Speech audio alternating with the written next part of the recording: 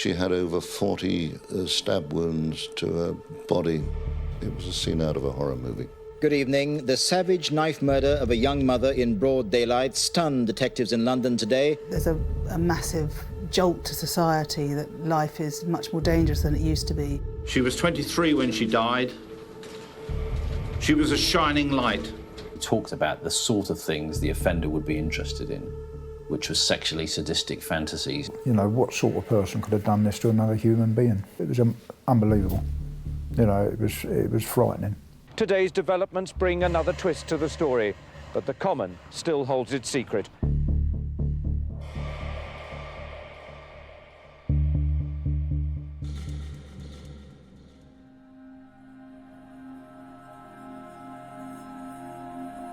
On the morning of the 15th of July, 1992, 23-year-old Rachel Nickell was getting ready to take her young son, Alex, for a walk. Less than 2 hours later, she would be dead.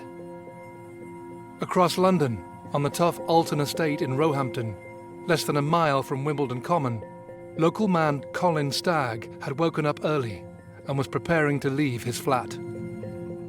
I initially did go on the Common very early in the morning, just to walk my dog. I remember I had a very bad headache that morning, so what would have normally been quite a long walk, which was a daily thing, I only did a short walk, just around a little pond called Skio Pond, and then back home again. Colin returned to his flat to sleep off his headache. It was around 9:25 in the morning. A mile away, Rachel, Alex and their dog Molly had set off across Wimbledon Common for a stroll through the woods. As they enjoyed the early summer sun, they were totally unaware of the killer stalking them. The area of the Common, as I recall, I mean, it was really quite wide open. I think the area had some tree cover around it, but essentially this was broad daylight. This was not an area you would think twice about going to. She was killed on a path which was well frequented, probably less than 200 yards from an open green area on Wimbledon Common where mothers were walking their children.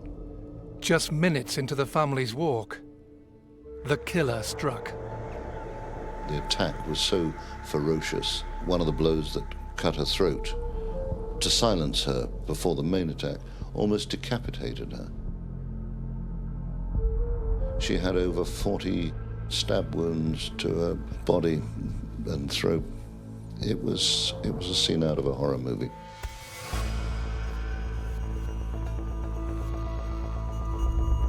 Police soon flooded the Common, quickly realizing that their crime scene stretched to over 1,000 acres of woodland that contained over 500 people on the morning of the murder. A murder that had only one eyewitness, a 2-year-old boy that had seen his mother butchered. Feeling better, Colin Stagg decided to head back to the Common to take his dog for a longer walk, a decision that would affect the rest of his life. Saw a uniformed police officer standing on the Common side. He advised me not to go onto the Common because there'd been an incident. I basically asked him what it was. He said they'd found the body of a young girl. I told him that I'd been on the Common that morning, and he asked if I'd seen anything suspicious, and I just said no. He asked me for my name and address in case they needed to question me later, which I freely gave, and that was it. I just basically went home. The Metropolitan Police assembled a crack team of detectives to work on the case. From the start, the Nickell murder squad was hindered by lack of evidence. There was a minute speck of what at the time was regarded as organic material, but the science of the early 90s was not enough to mark it as DNA. So the police are starting from a very difficult place. After a month of inquiries and hundreds of interviews, the detectives still seemed to be getting nowhere. They couldn't even categorically say whether Rachel's killer was male or female. Faced with a stalling investigation, the police took the unusual step of calling in a criminal profiler to provide a psychological assessment of the killer. In the UK, psychological profiling was new. I was very personally cynical about what a profiler could offer, although not dismiss it. They're not going to be able to name the killer. What they might be able to do is put someone in a bracket and say, well, this type of individual is the sort of thing they could do. The man the detectives turned to was Paul Britton, a renowned criminal psychologist who had worked on several high-profile cases in the past. Working hand in hand with the inquiry team, Britton was asked to profile Rachel Nickell's killer. There were two profiles written, one which I guess we might call a demographic profile, someone between 20 and 30 with isolated hobbies who probably lives on his own and probably doesn't live very far from the common. And the second one was this so-called sexual fantasy profile where he talked about the sort of things the offender would be interested in, which was sexually sadistic fantasies, and he actually listed some of these. Would be interested in knives and the occult and that type of thing. The profiles, along with a photo fit of a possible suspect, were featured in a national TV appeal. The broadcast prompted hundreds of calls from members of the public, and many were claiming they knew who the man in the photo fit was. The police were inundated with calls, putting a name to this face, Colin Francis Stagg.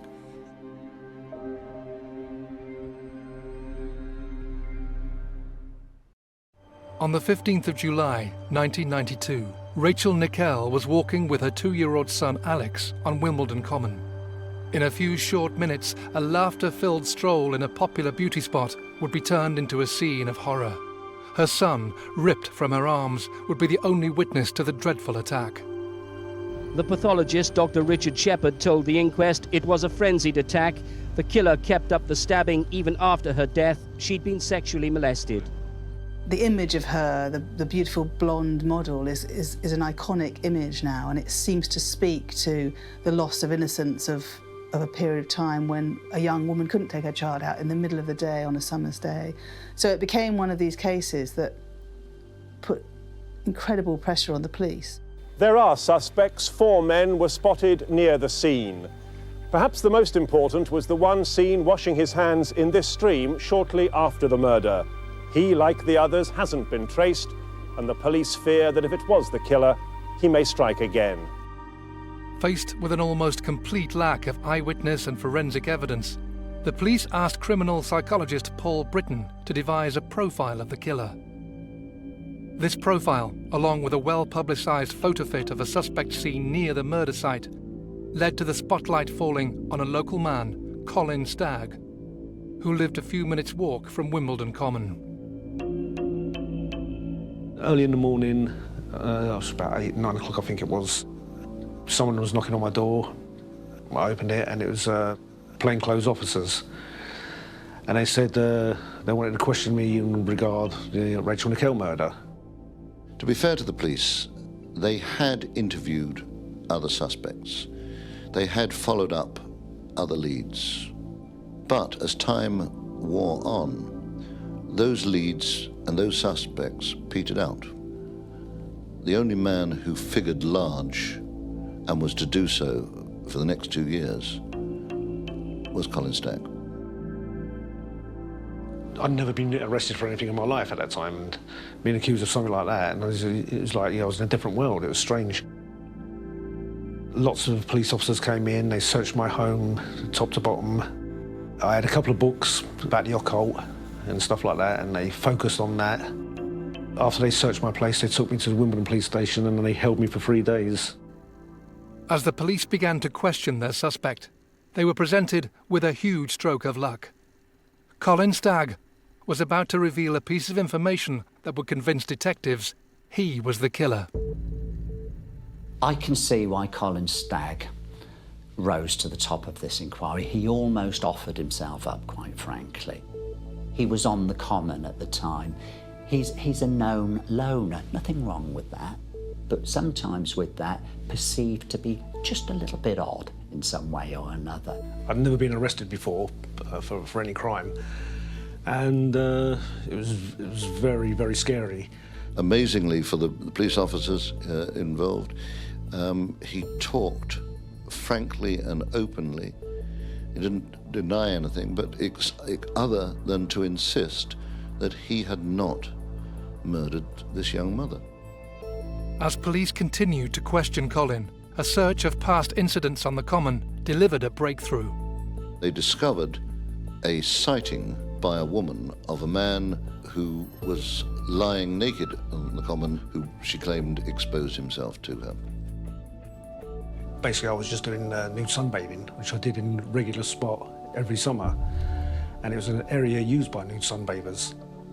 I pleaded guilty to it because I thought, well, basically, you know, I've been advised to by my solicitor, and I just wanted to get out of there. I didn't want these things to drag on, so I thought, get rid of it. I got a fine for £200, and after that, I was released after 3 days.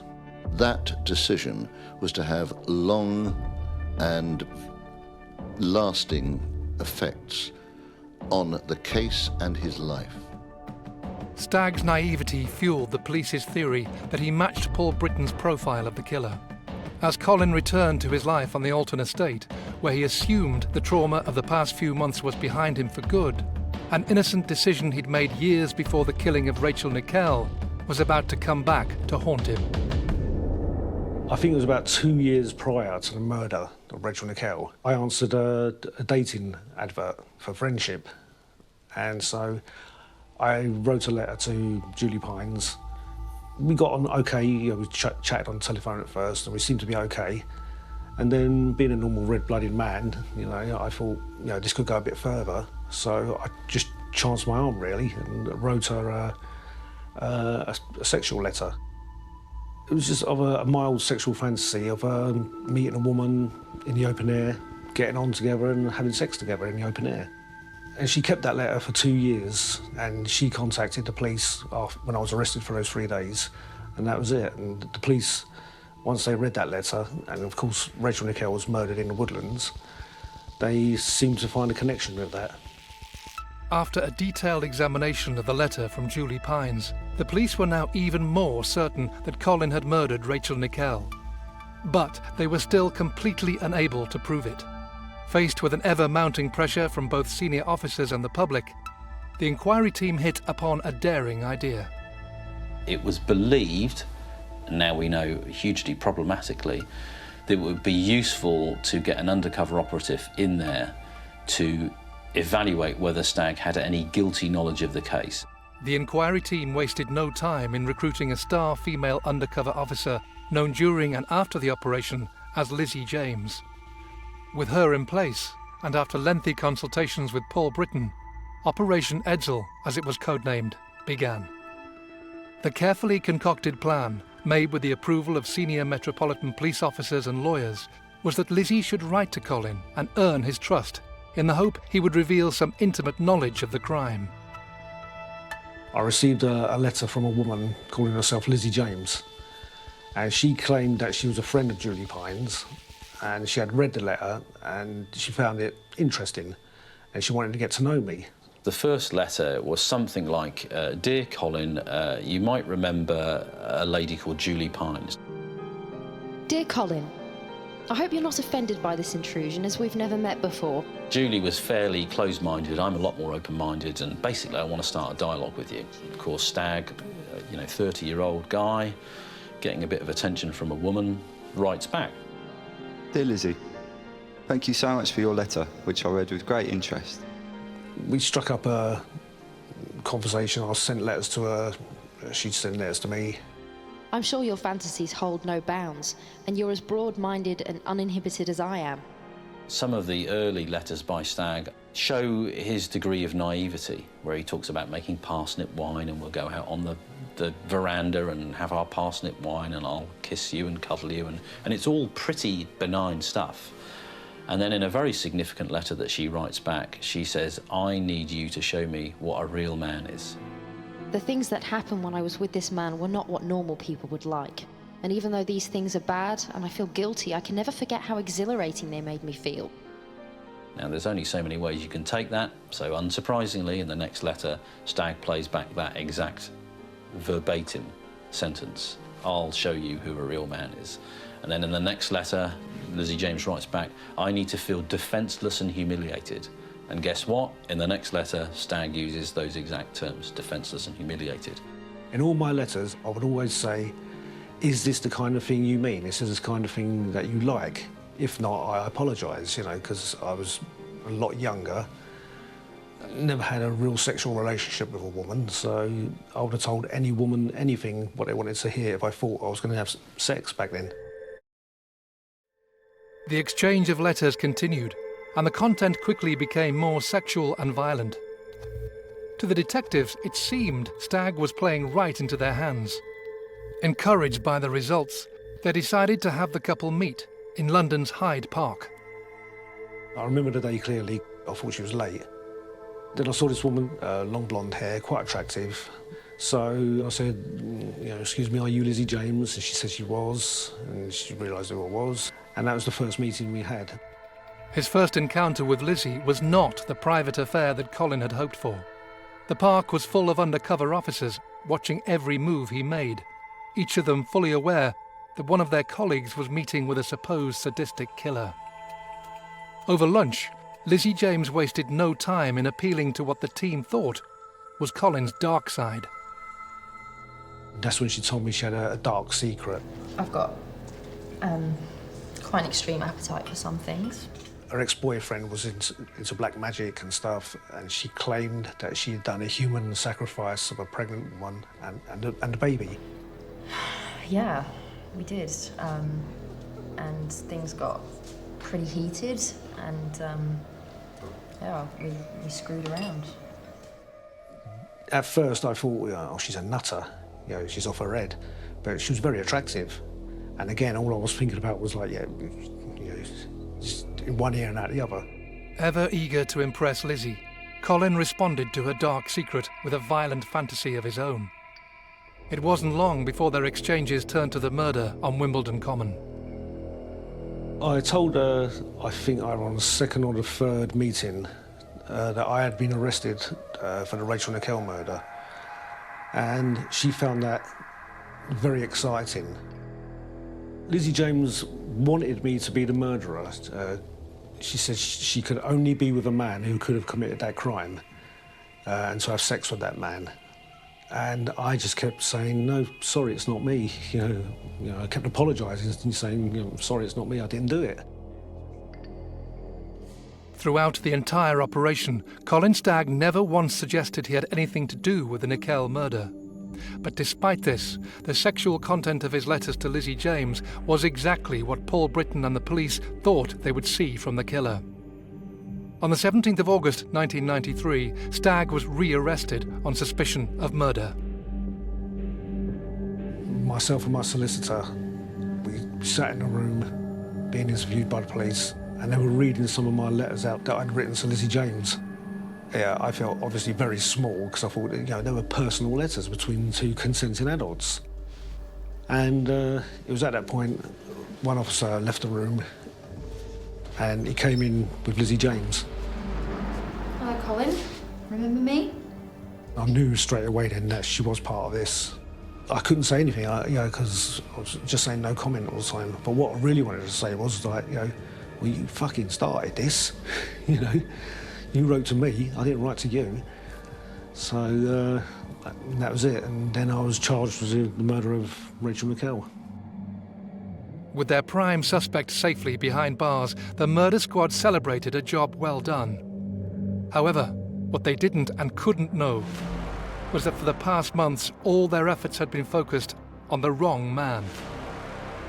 The real killer of Rachel Nickell was still at large. And in the autumn of 1993, he was preparing to strike again.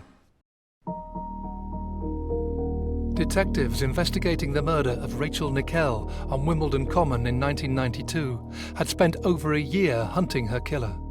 The police had launched an audacious undercover operation to trap their prime suspect, Colin Stagg. A female plainclothes officer had befriended Stagg, and through a series of letters and meetings, the police had amassed evidence that they felt proved him to be the killer. In August 1993, Stagg was charged with the murder and remanded in custody. However, the detectives had been focused on the wrong man. From the first moment that Colin had appeared on their radar, their judgment had been clouded, and clues to the real killer's identity had been missed. Back in 1989, a brutal rape in Plumstead, southeast London, marked the start of a series of attacks that would blight the area for the next 4 years.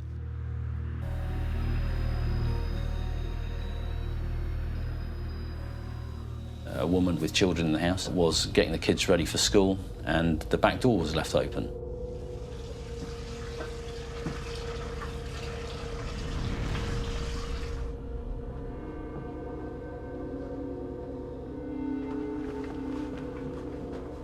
She turned around after drying her hair to see the offender standing there with a knife, threatening her and threatening to attack the children if she didn't comply.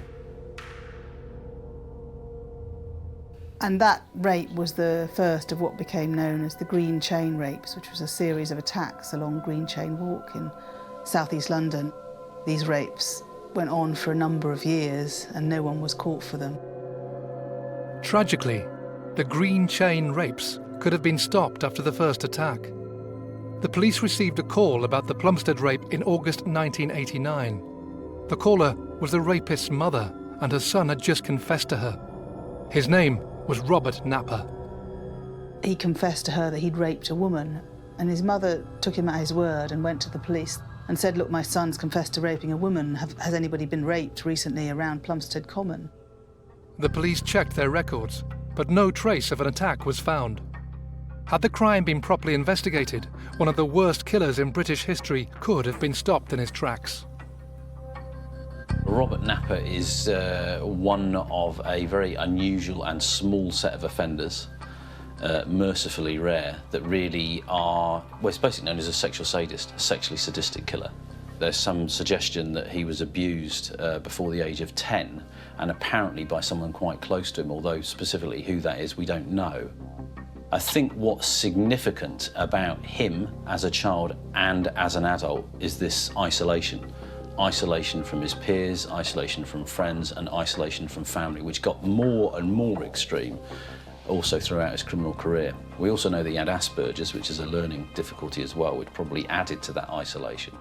Throughout the 1990s, the Green Chain Walk, a tranquil series of linked parks in southeast London, was the location of some of the most terrifying rapes London had ever witnessed. The attacks would continue for months, increasing in brutality, until when, in early summer of 1992, just weeks before Rachel Nickell was killed, Napper attacked a woman walking with a child. Napper jumped out at her, pushed her to the ground, tried to strangle her in front of her child and brutally raped her while she pleaded for him not to kill her. The similarities between this and the Nickell murder a few weeks later, when you look back on it, are so stark. But it didn't seem to be picked up at the time. I mean, hindsight, as we say, is a marvellous thing, but it was very similar, and the crucial thing was she had her child with her. Not only were the Green Chain attacks not linked to the murder of Rachel Nickell, a succession of missed clues meant that Napper was free to carry on his reign of terror. Twice he was asked to give a DNA sample after his neighbours positively identified him from a photo fit of the Green Chain suspect. In both cases, he didn't turn up at the police station, and incredibly, this wasn't followed up. In November 1993, 16 months after Rachel Nickell's killing, and with Colin Stagg awaiting trial for murder, London was rocked by news of another terrible crime. What has shocked police is the ferocity of the murders. A senior officer said Sam Bissett's injuries were horrific. Samantha Bissett and her 4-year-old daughter Jasmine lived together with Samantha's boyfriend Conrad Ellum in Plumstead, southeast London. Samantha was a very strong personality. Before she had Jasmine, she was quite wayward. But then when she had Jasmine, it gave her more focus in life, I guess. And she was a very devoted mother. I should remember Jasmine. She's an adorable little child. I mean, she was a lovely girl. I take her to the swings and she just think it was brilliant. She just think it was an amazing day out, just going to the swings for a couple of hours, and, you know, she was so happy.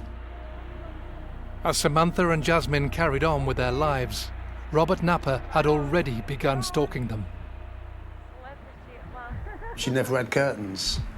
You know, and sometimes she'd walk around the flat naked. And I'd say, look, you know, you should be careful here. There could be, like, a peeping Tom looking in. And it was only a week or so before the murder when she did actually see someone looking in through a bedroom window one night. I think after that she was a bit more careful, but I guess it was too late by then. I let myself in, and straight away, I mean, I saw this stain on the carpet. Walked into the front room and saw, I mean, Sam had actually been covered over, so there wasn't much to see, but I was standing there looking at this little pile of clothes and all the bloodstains and things, and it took quite a while for me to sort of actually grasp what had happened.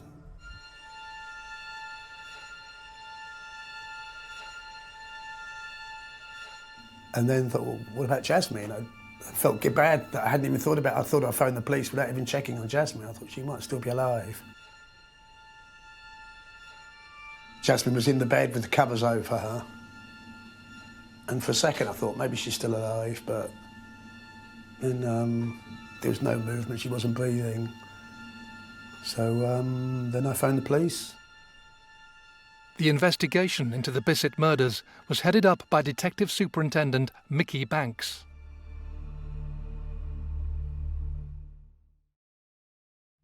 Yeah, it was, I would say, the most gruesome scene I've ever attended. You know, I did 32.5 years. I'd never seen a scene like that, or an accident, or anything as bad as this. Obviously, the body had been left there to be displayed, as if to say, look what I've done, look what I'm capable of, and I immediately thought this has got to be some nutter. As forensic investigators examined the flat, they began to piece together what they thought had happened. Sam's going about her business with Jasmine in the house, and there's a knock on the door. At that point, a very sudden, violent attack takes place where Napa immediately stabs her with a knife, takes her into the lounge, and then commits some horrific acts of mutilation on her. Very shortly after that, also rapes and murders Jasmine, a 4-year-old girl. So a really horrendous and horrific offence. One of the first things that struck Mickey Banks was that his case could be linked to the Green Chain rapes. To test this theory, he enlisted the help of the criminal profiler who had worked on the Green Chain rape inquiry and the Rachel Nickell murder investigation, Paul Britton. The amazing thing about Paul Britton's involvement was that he was involved as an advisor on the Green Chain rapes. He was an advisor on the Bissett murder, and he was an advisor in the Stagg case. And at no point does he talk about the possibility of them being linked. And he worked on all 3 cases, and Napa walked through all 3 of them, completely unseen. By early 1994, there were 3 different police inquiries running in South London, all independently and unknowingly investigating the crimes of one man, Robert Napa. The Green Chain team had ruled out Napa as a suspect for being too tall.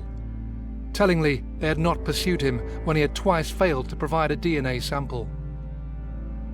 Mickey Banks had also invited the Rachel Nickell murder squad to Plumstead to discuss whether their respective crimes could be linked. They'd already charged Stagg, and they were convinced that they had the right man. This was the attitude I got from their officers when they came to visit us, and we discussed both cases, but they would only tell me what they wanted me to know. They were convinced Stagg was their murderer. It was as simple as that.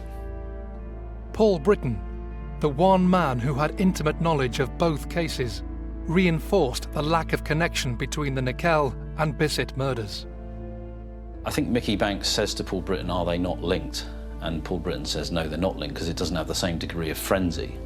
And my answer to that is, well, it's pretty simple, that if you've got a victim inside a house and in a confined area, you can do more or less what you want with them, and you can express whatever weird sexually deviant fantasies you have. Paul Britton would later suggest that he in fact had claimed the attacks could be linked. The Metropolitan Police dispute this version of events. Eventually, the Bissett murder squad received the break they had been waiting for. In a twist of fate, the fingerprints of victim Samantha Bissett were uncannily similar to those of Robert Napa. And in the first sweep of the crime scene, they were assumed to be the same prints. However, a re-examination had spotted the differences, and detectives now had a fingerprint of their killer. There was a fingerprint found which matched about 6 or 7 points of Napa's fingerprints. This was found on the balcony outside the address and was subsequently found to be partially comparable to him. He became a very good suspect for us. The police had his fingerprints on file from a number of different offences. So as soon as they realised that these were someone else's prints, they looked on their computer and his name came up. Not only did Robert Napper appear in the system, it was later revealed that police files were littered with clues that pointed to him being a depraved sex offender. Clues that were, at the time, largely ignored. Robert Napper had cropped up on the police radar at least 8 times before he murdered Samantha Bissett and her daughter. And I think most significantly is in 1992 when he was arrested for stalking a civilian employee at the police station in Plumstead. And police went round to his flat and searched his flat. They found an A to Z with pages marked in it of Plumstead Common. Marked and annotated in the side were comments about women and women being covered up in cling film and women being abused and violent acts towards women. And he didn't make any links with the Green Chain rapes, with anything else. And then he was released and there he was back on the streets again. Thankfully, the detectives investigating the Bissett murders 2 years later were more attentive, and Mickey Banks and his team spent months assembling evidence against Napper. Along with the fingerprint, they found a bloody footprint in Samantha Bissett's kitchen that they matched to a pair of Napper's shoes. This, along with reported sightings of Robert Napper in the area at the time of the murders, was enough for Banks. Well, his interview was stone cold. He seemed as if he was looking down on us, that he knew something we didn't know, and he seemed, to my mind, that he was sort of, you're never going to find out, I'm who I am, I'm better than you. In his own mind, he was laughing at us. In May 1994, Robert Napper was charged with the murders of Samantha and Jasmine Bissett. A DNA sample taken at the time also proved conclusively that Napper was the Green Chain rapist. He was placed on remand, awaiting trial. Across London, another remand prisoner, Colin Stagg, was about to have his day in court. Charged with the murder of Rachel Nickell, it wouldn't just be Stagg on trial. Also under scrutiny would be the Metropolitan Police themselves, and the audacious operation to ensnare their suspect. In July 1992, 23-year-old mother Rachel Nickell was murdered on Wimbledon Common. Detectives investigating the horrific crime used a female undercover police officer to befriend prime suspect Colin Stagg and earn his trust, in the hope that he would either confess to the crime or reveal evidence that he was involved.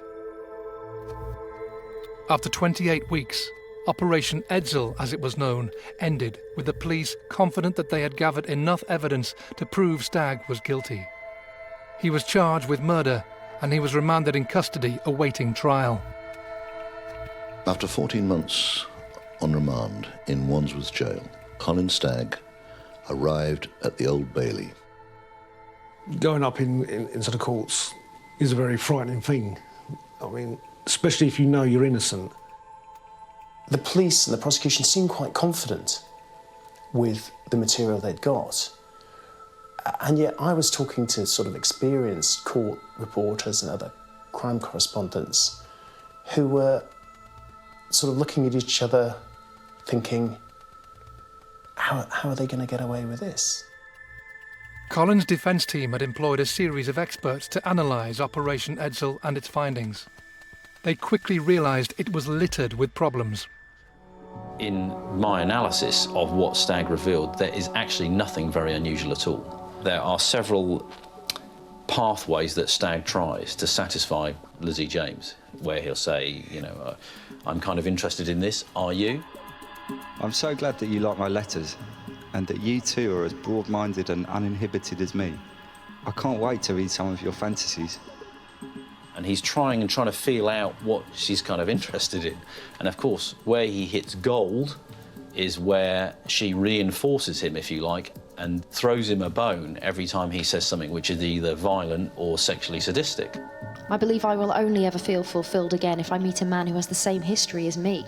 He talks about another man using a knife on a woman, on the common. And then, of course, bingo, the inquiry team think this is exactly what we thought we'd see. But it's a completely self-fulfilling prophecy, because they only saw what they wanted to see by virtue of only reinforcing those elements that got them there. After listening to the evidence against Colin Stagg, the judge in the hearing had decided that enough was enough, and he wasted no time in throwing out the evidence from the undercover operation, dismissing it as a honey trap.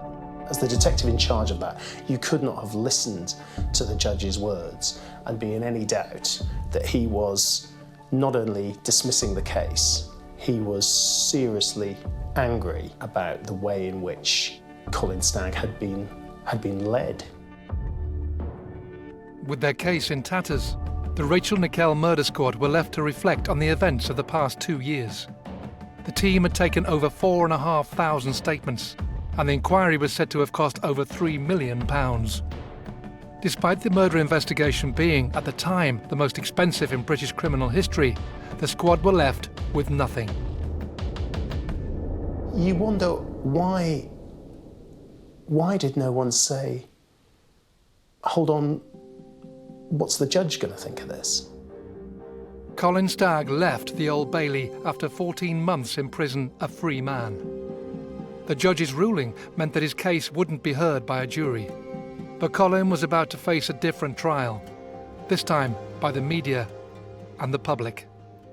When Colin Stagg was released from prison, he was mobbed. The pictures, we all know the pictures of him coming out of court and being mobbed. And instead of being treated as an innocent man, he was treated as a killer who'd got off. All the crowds were there and police on horseback, and everybody was just shouting out, and all I can hear is like, you know, hang him, guilty, guilty, hang him.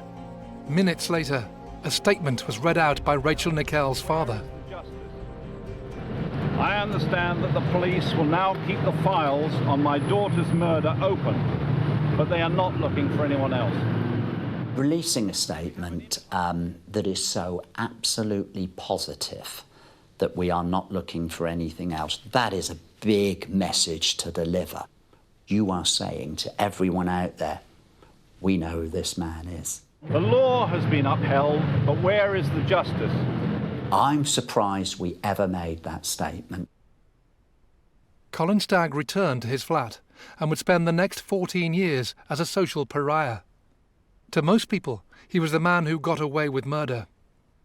In the autumn of 1995, the focus was back on the Old Bailey, this time for the trial of Robert Napper, charged with the murders of Samantha and Jasmine Bissett.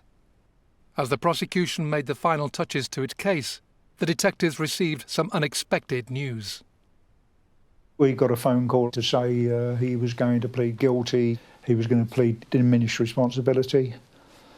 What did we think of that? And I said I was quite satisfied with it. I mean, I believe he was diminished. That there was he wasn't so mad that he didn't know what he was doing. He knew what he was doing, but there was something totally wrong with him. In October 1995, Robert Napper pleaded guilty to the manslaughter of Samantha and Jasmine Bissett on the grounds of diminished responsibility. He also confessed to 1 rape and 2 attempted rapes. He was sent to Broadmoor High Security Hospital indefinitely. The relatives of Samantha and Jasmine left court to rebuild their shattered lives. It's strange how odd little things can remind me sometimes. Just a particular song on the radio that Sam liked, or there's always things like that. And it's always strange. I don't go over to Plumstead that much, but I do sometimes still go over past the flat, and it is always strange to walk past it and see the place. I should remember Jasmine. She's an adorable little child. I mean, she was a lovely girl. The relatives of Rachel Nickell had no such closure. It would be another 7 years until a breakthrough in the case was found. In 2002, a case review team began poring over the evidence amassed in the decades since Rachel's murder. Every witness statement was re-looked at. Unknown offenders and possible suspects were re-examined. One of the first names that was flagged up was a sexually sadistic killer currently detained in Broadmoor, Robert Napper. At the same time, scientists were taking advantage of rapid advances in technology to review the forensic evidence found on Rachel Nickell's body. There was a small amount of DNA on Rachel Nickell's jogging pants, and that was tested, and you are able from that now, although they weren't then, to rule people out, and Stagg was ruled out as being a forensic link to that DNA. The second piece of evidence was there were some very small paint flecks that were found in Alex Hanscom's, the little child's, hair, that they were able to link and actually match to paint flecks on Robert Napper's metal toolbox. Further analysis of the DNA proved that Robert Napper had been in contact with Rachel Nickell on the day she died. The paint flecks found in her son Alex's hair were the final confirmation. Armed with this new evidence, Robert Napper was charged with the murder of Rachel Nickell. He appeared at the Old Bailey on the 18th of December 2008. It's now thought that as well as being a triple murderer, Robert Napper could be responsible for up to 70 sexual assaults. They took place in South London parks, like here at Plumstead Common, close to the Thames, the so-called green chain rapes. But if police had properly investigated reports that were put to them by members of the public, including Napper's own mother, then Samantha and Jasmine Bissett and Rachel Nickell wouldn't be dead. He sat there and he didn't flinch, and he was a kind of presence of evil. I don't often say this, but he appeared to be like that, and it was the most tense courtroom I've ever been in, actually, and it really brought tears to your eyes, because then you could just see her parents finally, they'd got the right man, and it was really, really moving, actually. Mr. Napper has been found guilty of Rachel's murder. That means in total, he's murdered 2 women, 1 child, raped at least 1 woman, and attempted to rape 2 others. Robert Napper pleaded guilty to the manslaughter of Rachel Nickell on the grounds of diminished responsibility. He was sent back to Broadmoor, with the judge stating he was unlikely ever to be released. Napper's admission of guilt brought to a close one of the most notorious cases in British criminal history. It's since emerged that in August 1993, a knife was found on Wimbledon Common, near where Rachel Nickell was murdered. That knife was matched to Robert Napper when he was arrested in 1994. And again, nothing was done. Stagg was in jail on remand, nothing was done. So they had a knife with his fingerprints on, they had clues as to his stalking grounds, his raping grounds in his A to Z. They had all the evidence of a violent stalker, rapist, potentially killer, and they didn't put 2 and 2 together. I think that was just bad policing, total incompetence. It wasn't until 2010 that the Independent Police Complaints Commission delivered their damning report on Operation Edsel, and how Napper was able to avoid the police's clutches for so long. The Nickell case, along with other high-profile crimes, led to dramatic changes in police tactics. Since the Rachel Nickell murder, the way murders are investigated have changed beyond recognition. Nowadays, you have dedicated murder investigation teams who are specialists. And with that, what has evolved from that is probably the most effective way of investigating murder anywhere in the world. Colin Stagg, for so long at the heart of the case, would receive over £700,000 in compensation from the Home Office, as well as an apology from the Metropolitan Police. The shadow of the murder, however, has stayed with him. There are still people today who don't know that they've actually got the man who did kill Rachel Nickell. They always say to me, like, did they ever get the bloke who did it? I'm like, yes, they did, but it amazes me that the Robert Napper arrest and charge didn't get as much press coverage as what it did with me. And it should have done. It made people realise that they have got the man who did it. He was, for years, treated as a pariah, and his life was ruined. He wasn't serving a sentence inside, but he was serving a sentence outside.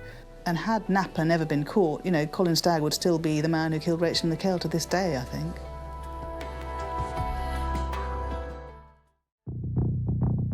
This is the gunman from Berkeley last night. What I'm phoning about is to tell you exactly why I've done what I've done.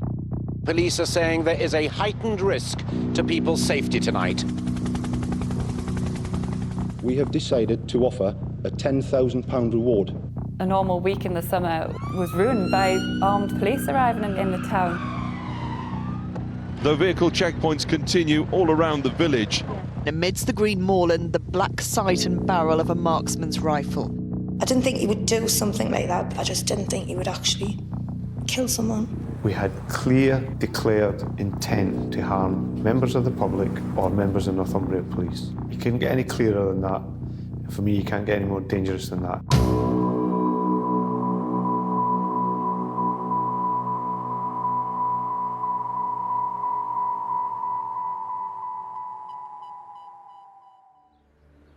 On Friday the 9th of July 2010, at around 7 p.m, a man holding a gun emerged from the woods surrounding the town of Rothbury, Northumberland. He's holding the firearm to himself and is non-compliant at present.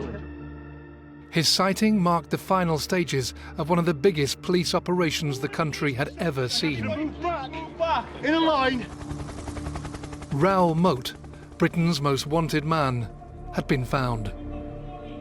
Moat was contained, challenged to put his weapon down, but simply dropped to the ground and put the gun to his head. Negotiations between Moat and the police would continue for the next 6 hours. The eyes of the world were centred on Rothbury, with the standoff being broadcast live on TV and radio.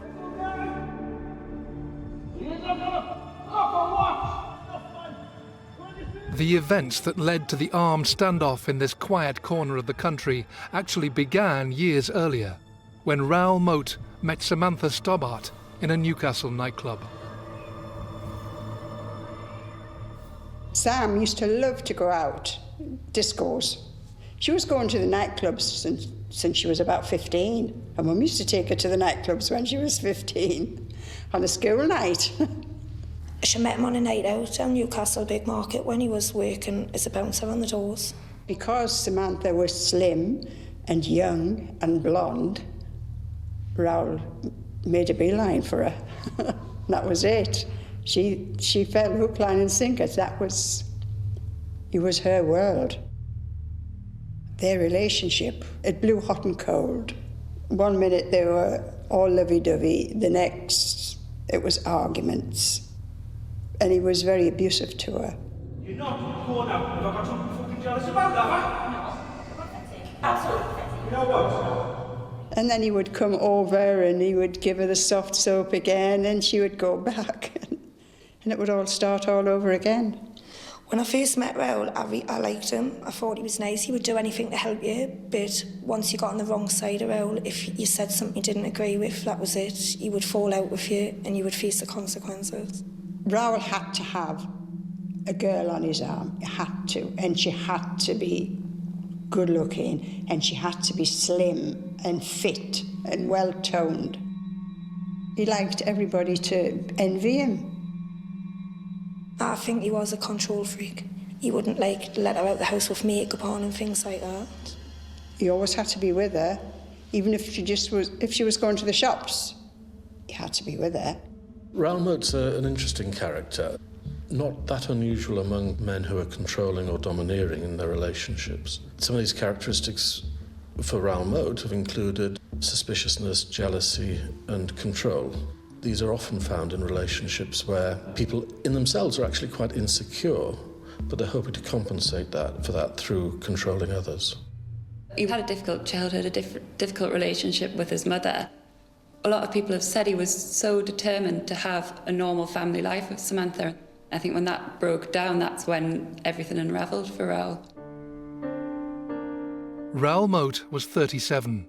A native of the northeast of England, he was father to several children, including one with his current partner, Sam. Although he was known to police, his criminal record contained few clues to the havoc he would go on to cause. He wasn't a career criminal or a criminal of any significance from the policing point of view. He was certainly somebody who had come to our attention, was known to us. He had about 12 arrests over a 10-year period for lower-level assault-type incidents. But he was known to us and other agencies for his family background. He had a history of domestic abuse in his relationships.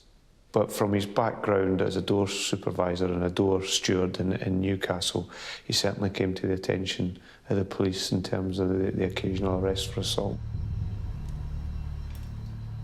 Moat was a keen bodybuilder and also used steroids. One of the things about steroids is the research shows that not everybody becomes more aggressive through prolonged use of steroids.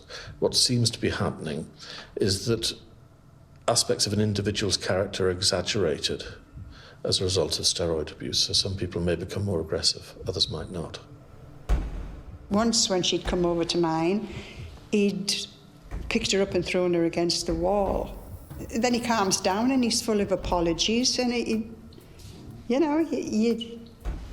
and I used to think it must be this, whatever he's taken, steroids or whatever, it's got to have some effect on them. I would call it his ride rage. That's what I used to say. You on your ride rage again? Of his steroids. By 2010, Samantha had decided she'd had enough of her violent boyfriend, and in the spring of that year, she was presented with the perfect opportunity to break free.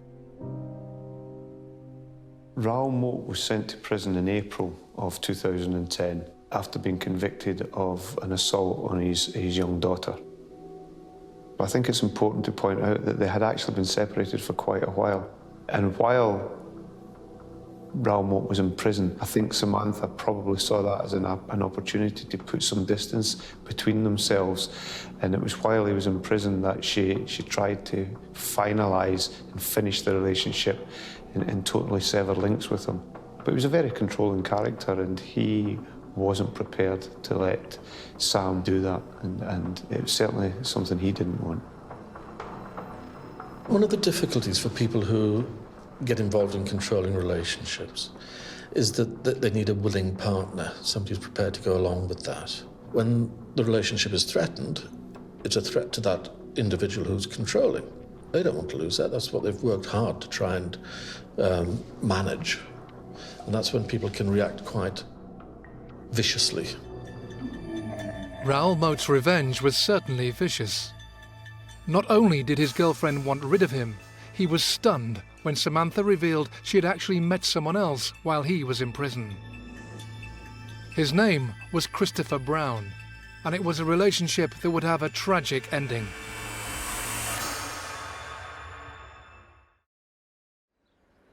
In the spring of 2010, Raoul Moat was serving time in prison for assault. During his time inside, his girlfriend Samantha had announced she was leaving him and had a new man in her life.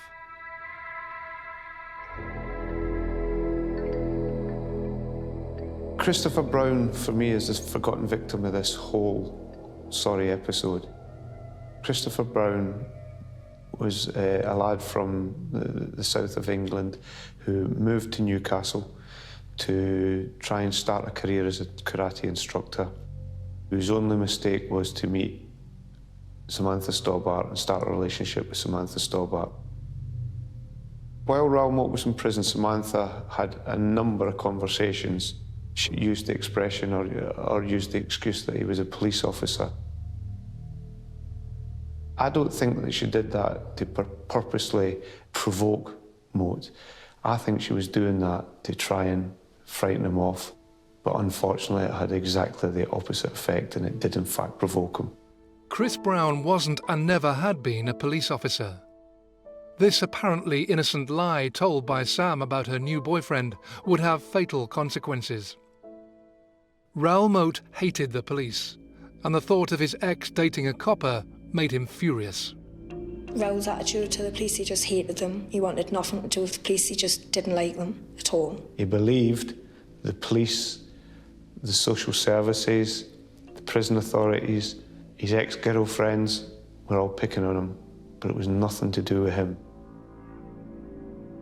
One of the traits that we find really quite often when it comes to violence within relationships is that there's an externalization of blame. It's always somebody else's fault. When people externalize blame, it's not always simply directed at an individual. It's more of a characteristic within them, an enduring trait. So often that blame will be put on anybody who's a ready-made target. The police can be targeted, They're seen as being overzealous or picking on people. Fueled by his hatred of the authorities, Moat began to put his plan for revenge against Samantha Stobbart into place. While still in prison, he quickly contacted the outside world. One of the first people he called was an old friend, Carl Ness. Moat had tasked Carl Ness to get a certain individual to visit him in prison while he was in prison because he wanted to speak to him about getting a car with 6 wheels. A car with 6 wheels, as far as I'm concerned and my inquiry team were concerned, was a gun with 6 cartridges. That individual was a suspected armourer. So I think it was a reasonable assumption that we were working on that was him trying to secure a weapon for when he got released from prison. Moat was released from Durham prison on Thursday, the 1st of July, and he wasted no time putting his plan into action. On coming out of prison, he'd effectively lost everything that he had been sustained by emotionally. With little to lose, there was the possibility at that point that he would seek revenge in an extreme way. We have CCTV footage of Carl Ness turning up at Moat's home address, carrying what we believed to be the gun in a blue bag, which was later recovered from the scene. We got evidence from computers and telephones that they were trying to contact sports centres in the Birtley area where it was believed that Christopher Brown was operating his business as a karate instructor. They were doing dummy runs, again, I believe, trying to find out who Christopher Brown was, identify a car, identify him. As well as tracking down their target, Moat and Ness started planning for the aftermath and the possibility that they would be on the run. Raoul Moat was caught on CCTV in the B&Q store in Scotswood in Newcastle, picking up camping supplies and the sort of thing you would need to live out in the countryside. Hours later, their hunt for Chris Brown proved successful. They had tracked both him and Samantha down to a friend's house in Birtley, near Gateshead. That's when Moat and Ness put the plan into practice, where they lay in wait outside the house until the early hours of the morning. Moat was sitting outside the window of the house where Sam and her new boyfriend were that night. They were having a few drinks together, just having a normal night, talking and laughing. Text messages between Moat's phone and Carl Ness's phone show that he was listening to what they were saying, and he was getting agitated, hearing them laughing and having a good time. They are all in this house and I'm in the garden, slagging me off nice and proper. My suffering is so funny, apparently. I'm gonna kick off nice and proper when they come out. Then we'll see who's laughing. After a few more drinks, Sam and Chris decided to call it a night and went to leave the house. Samantha Stobbart and Christopher Brown came out of that address in Birtley in the early hours of the morning, where they were immediately confronted by Raoul Moat. Without warning, he shot Christopher Brown, shot him a second time, and then he followed him onto a grassed area where Christopher had staggered and fell to the ground, and shot him a third time as he lay, wounded and defenceless. Then turned the gun on Samantha, shooting through the window of the address, causing her critical injuries.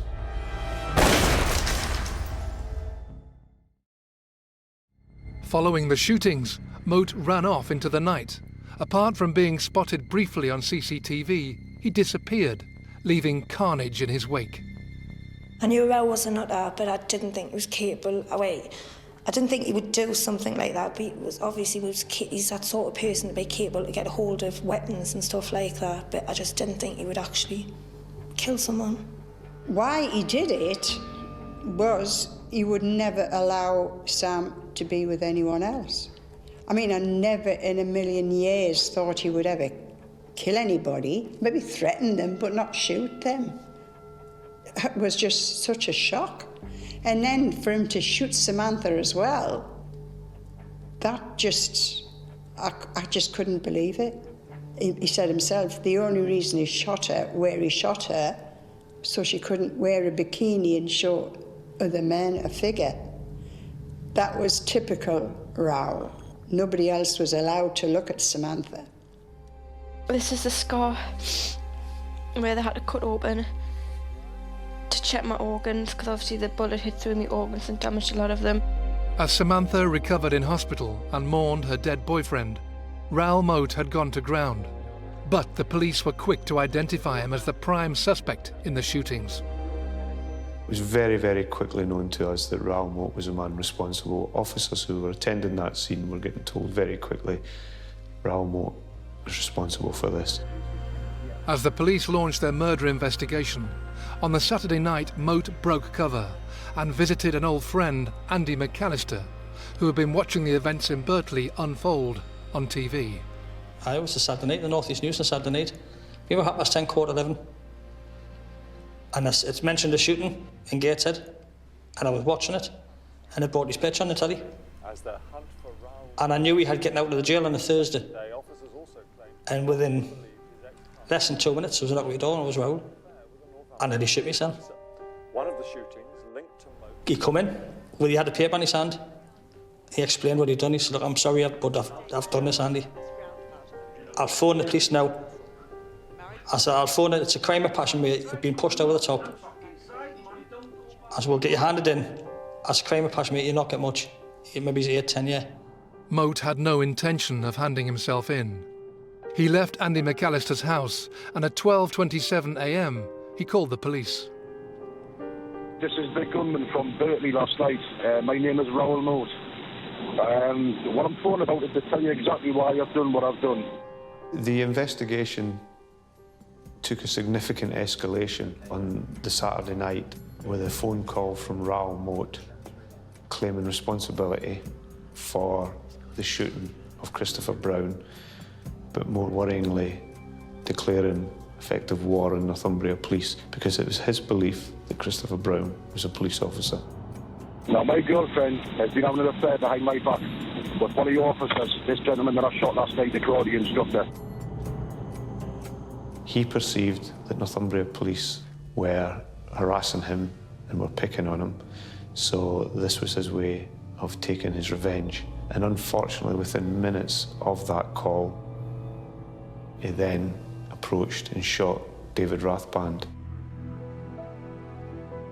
PC David Rathband, a traffic officer for Northumbria Police, had one of the best records in the force. Well, David's actually my younger brother, but you'd think he was my big brother. My protector, always looked after, not just me, all of us. He was like the rock, a family man with family values, morals, everything. David was just David. He said to me that he felt sometimes he had a criminal mind, and that's why it made him a good cop. But he was a good-natured person, so obviously, you know, he wanted to nail the bad guys. And I think he has a profound sense of right or wrong. After the shooting, it was widely portrayed in the media that PC Rathband was the victim of an unknown assailant. In fact, the officer had crossed paths with Moat before.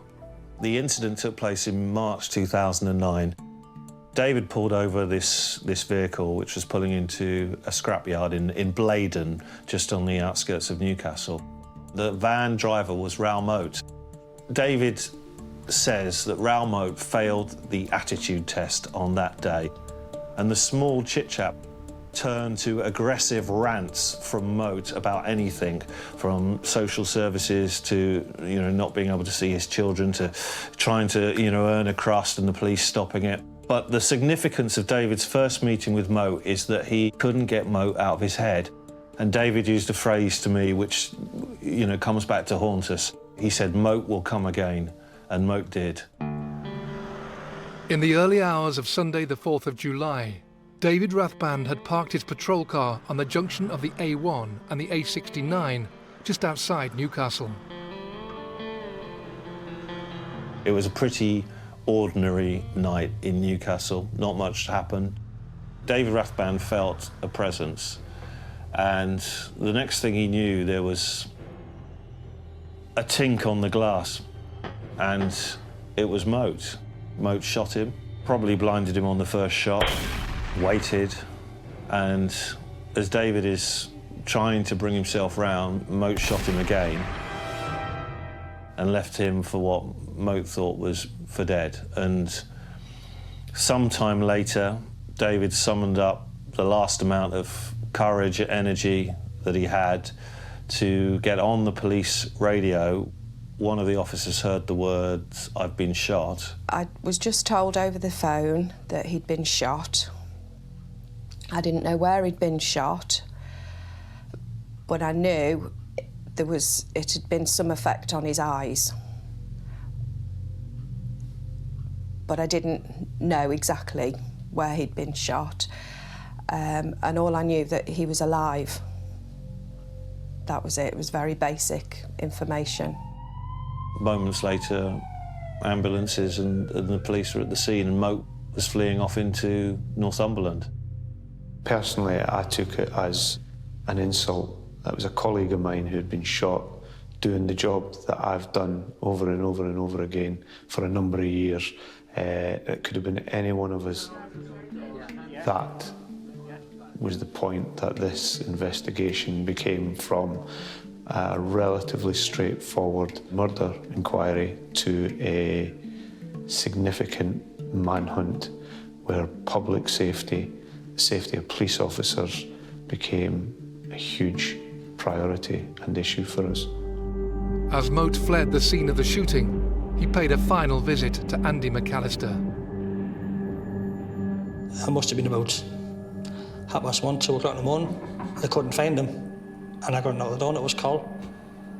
And he said, "Look, he wants you." And he was parked outside. I went out and spoke to him in the car. We talked. And he asked for a phone. He said, "You got a phone I can have?" Because the police just aren't taking it seriously. So I gave him my contract. I had a contract phone. I took my SIM card out and I gave him the phone. And I said then, "How mate, look, let's stop it now. We'll hand you in. We'll get it finished before it gets too far." And he just says, "Not a chance."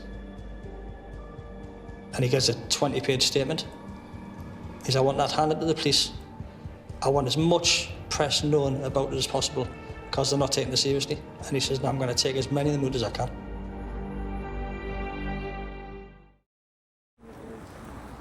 In the summer of 2010, the whole country was on alert. Gunman Raoul Moat was on the run after shooting his ex-girlfriend and murdering her new partner. He'd also effectively declared war on the authorities by shooting police officer David Rathband, leaving him blind and fighting for his life. Moat, along with 2 accomplices, had left Newcastle and headed north. Despite his violent rampage, Moat was convinced the police weren't taking him seriously. So he made a series of calls to officers claiming responsibility. As he left the city behind him, he made one final call. Sometime after the shooting, he made a further phone call and again taunting the police. "Do you believe me now? Do you believe me now?" And claiming responsibility for shooting PC Rathband. And he was clearly quite angry at that stage with Northumbria Police, making it plain that we weren't going to find him, that he was going to take more victims if he had the chance. Whilst he was on the phone, Moat dropped a bombshell. Moat made it plain on his second phone call he had 2 hostages, but we had no evidence to suggest who these hostages may be. In fact, Moat's hostages were actually his accomplices, Carl Ness, and now a second conspirator, Khurram Arwan. Carl Ness was the man who assisted Moat when he was in prison. I think he lived a bit in awe of Moat. He was quite subservient to him. Arwan was a bit more of a difficult one to sort of line up the association, but what our inquiries revealed was that Arwan was more of an associate of Ness, so that was where the sort of association came together. By the Sunday morning, police had conclusively linked the shootings of Chris Brown, Samantha Stobbart and David Rathband. Raoul Moat was now officially a wanted man, but he'd disappeared. Their hunt for the fugitive was about to shift focus to the most unlikely of places. a peaceful market town called Rothbury. Police were in a race against time to stop him before Moat could strike again. They got the breakthrough they needed on Monday, the 6th of July, with reports of an armed robbery in the village of Seaton, Delaval. A man walked into the chip shop and threatened the staff and stole £100 at gunpoint. Very quickly, our suspicions were that that was Moat, and this was him breaking cover to get himself some money and some food. Detectives quickly realised that the car in which Moat was travelling could be the vital clue. They made the decision to ask members of the public to help track down the vehicle. The decision to go public and ask for public assistance in finding Awan's vehicle was the breakthrough that led the police inquiry to Rothbury, because a member of the public phoned in early on a Tuesday morning to report that she had seen that car. It was found next to some industrial units just on the edge of Rothbury. As the police were securing the vehicle, the activity was seen by the group. They split up at that point, and Ness and Awan made their way out onto a main road and started walking away from Rothbury on a main road, where the police helicopter was able to track them, and they were very quickly contained and arrested. I think the real frustration is there. We were very, very close to Raoul Moat at that point. With Moat's accomplices now in custody, the quiet Northumberland town of Rothbury became front-page news across the country as officers and vehicles from 19 police forces descended on the area. Rothbury is in the north of the country, it's in Northumberland. We sit within the Coquet Valley, which is quite a remote and sparsely populated area, and Rothbury is the main village/market town in the centre of the Coquet Valley. He was hiding out in thousands and thousands of acres of dense woodland, cliffs, undergrowth, and it was as challenging a terrain as you could imagine to try and search for somebody. Not just search for somebody who may be lost, but search for somebody who's hiding from you and who's armed and wants to kill you. When the manhunt moved to Rothbury, I think everyone in the town was stunned. They'd never seen anything like this.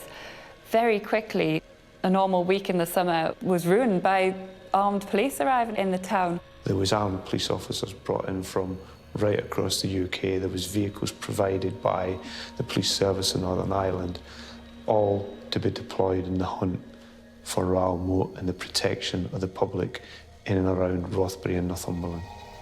Specialist search teams, supported by armed police and sniper units, began combing the wilderness surrounding Rothbury for any evidence of the fugitive gunman. Very quickly we were able to identify the remains of a campsite, which was clearly the campsite that these guys had been hiding in. We were able to recover some interesting evidence from there. We were able to link the tent that was from there back to one that Ness had bought in B&Q on the Friday evening. But significantly, there was a dictaphone where Moat had verbalised his thoughts, his accounts, his excuses for shooting these people and killing Christopher Brown. But the more worrying and sinister part was he had also verbalised his intention to turn on the public. This had come about by details of his personal life being exposed.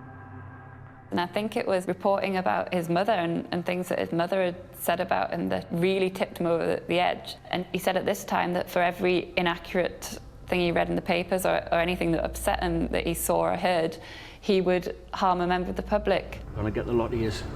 I've just been listening to the fucking radio and all. What a bunch of tossers. One of the ways that we could prevent that from happening was to get the media to temper the reporting, particularly around Moat himself, Moat the individual. That was the bits he clearly didn't like. All newspapers, television and radio were told they could report the manhunt, but we all signed an agreement saying that we wouldn't report anything about Moat's personal life. With the risks so high, the media complied with the police's requests, and reporting of Moat's personal life was now off limits. The manhunt, however, continued to be the lead story on news programmes and front pages up and down the country, with journalists adding to the drama that was unfolding.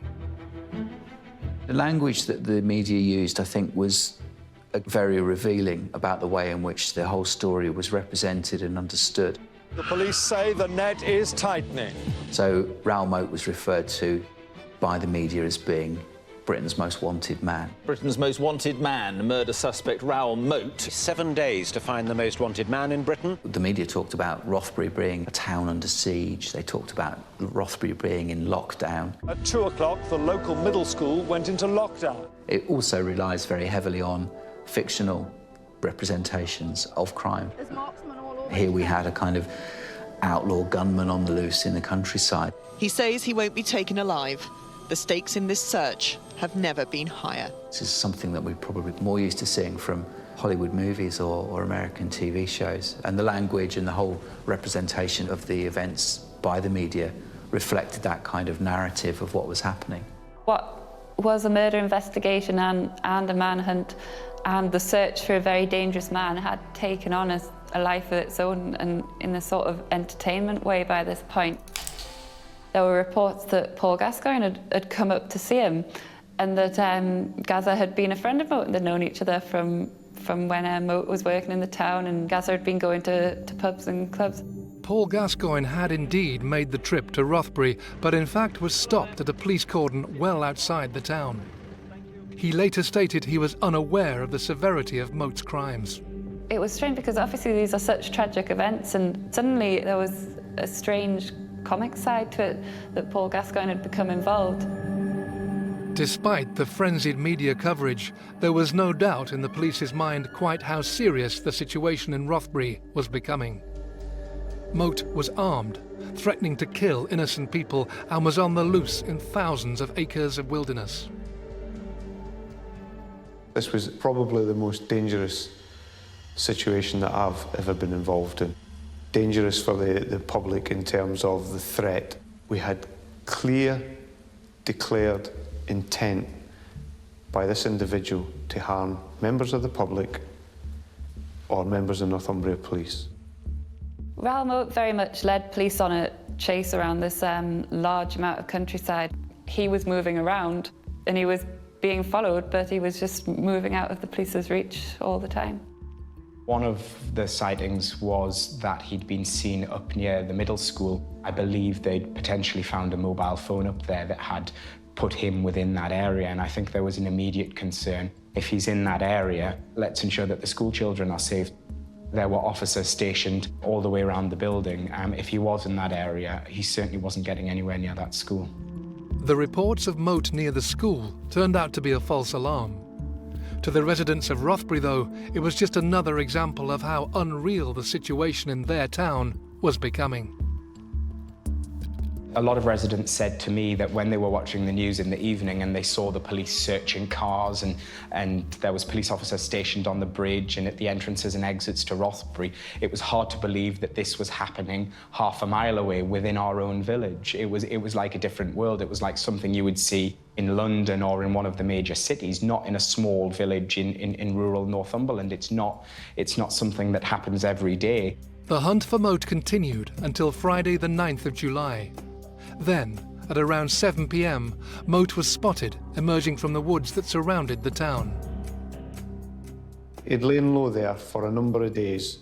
He had no access to food or water other than what he could find in the forest. It had been pretty wet on and off, and I just think there gets a stage where any human being has had enough.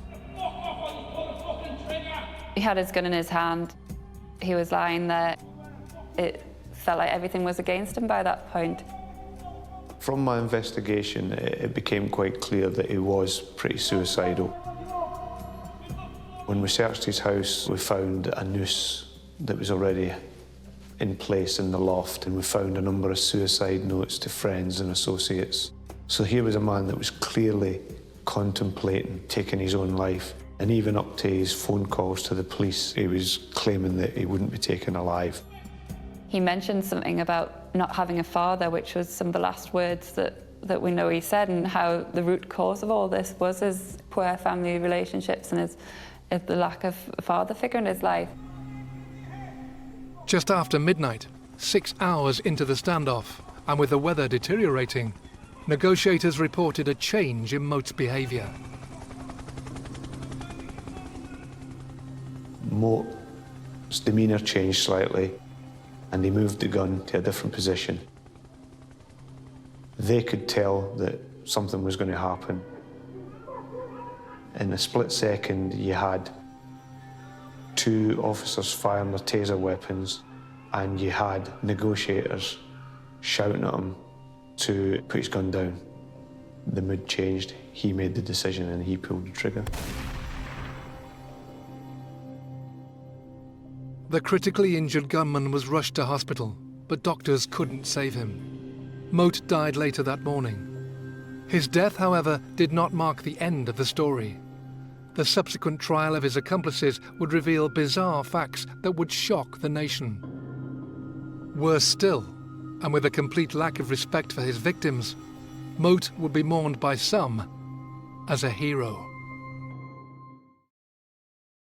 The manhunt to capture fugitive Raoul Moat had ended with the gunman shooting himself after a standoff in the rural Northumberland town of Rothbury.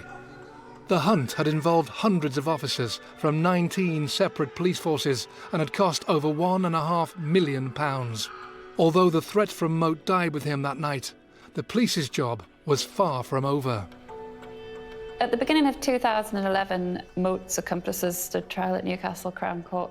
A variety of charges, including conspiracy to murder Chris Brown and the attempted murder of David Rathband. I think it was important that Ness and Awan were brought to justice because Moat couldn't have done this on his own. He needed the help.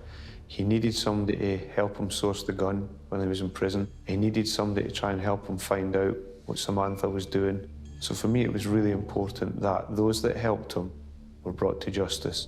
It became strange that these 2 characters had been prepared to help Moat carry out such horrific crimes. And, you know, they're seen laughing and joking in the aisles of Tesco, buying things like sauce as if they were going to a barbecue.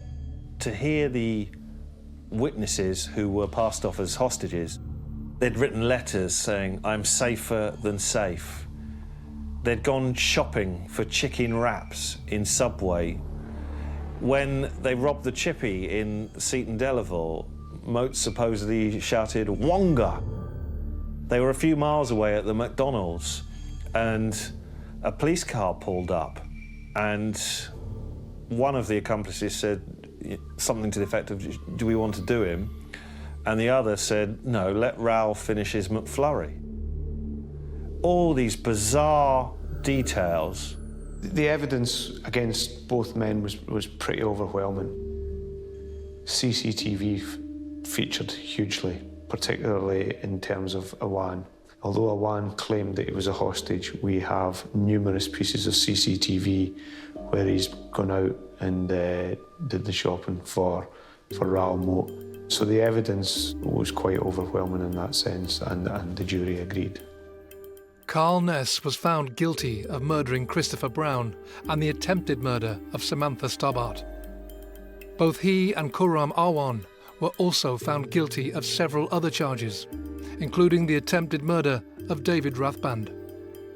The sentences handed down reflected the severity of their crimes.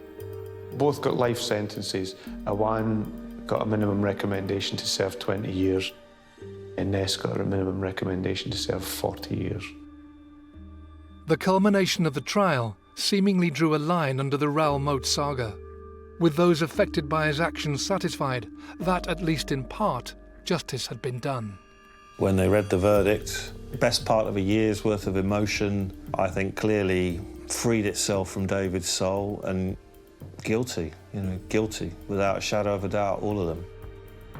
Throughout the manhunt, and especially after its violent end, pages on various social media sites began to appear. While many condemned Moat for his actions, a few confounded public opinion by portraying him as a hero. I think in the immediate aftermath, there were concerns raised about the glamorization of Raoul Moat. There were, media stories about people visiting the site where he died. There were stories about Facebook groups being set up to celebrate Raoul Moat. He was clearly not a man who deserved to be glamorized in those ways whatsoever. He was, to some, like a Robin Hood figure. He was making a stand for the normal man against the police. Children were going around singing a song that went something like, Raoul Moat is the man, he'll catch the coppers when he can. The fact that he was a murderer had sort of escaped some people. He'd murdered one person and shot at 2 other people. There was nothing heroic about it. There was certainly nothing to glorify. One of the things about extreme behaviour is that it generates extreme reactions. There were certainly people who were keen to idolise Raoul Moat. I mean, I think the question for us as a society is what do we make of that? Why is that happening? Incredibly, even a year after the standoff, floral tributes would still appear at the scene of Moat's death, much to the anger of local residents. It's not something that we as a community want to mark in any way, shape or form. It's a chapter in our history that we want to put behind us and move on from. We don't want to be reminded of it. As the family of Christopher Brown mourned his death, Samantha Stobbart, permanently scarred by Moat, was released from hospital to rebuild her life. PC David Rathband carried on his personal battle with his injuries.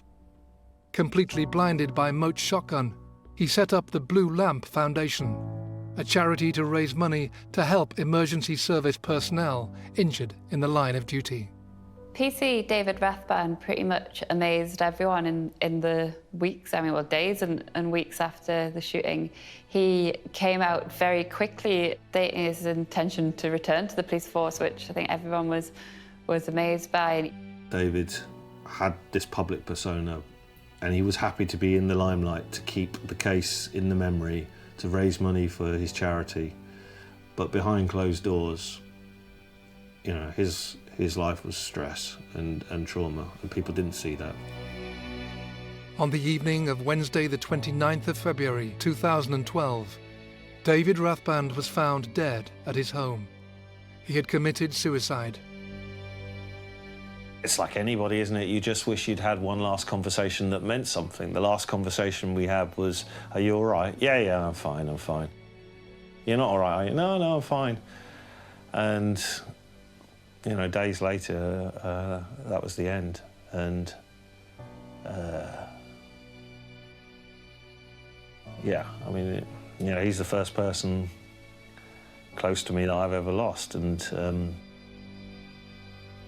he transferred many of his emotions to me, and that will never leave me. I would do it all again because he's an incredible guy. Incredible guy. Being close to David and seeing the real David and the real struggles and his day-to-day life, what he'd been left with, I wasn't surprised. I was heartbroken, but I wasn't surprised.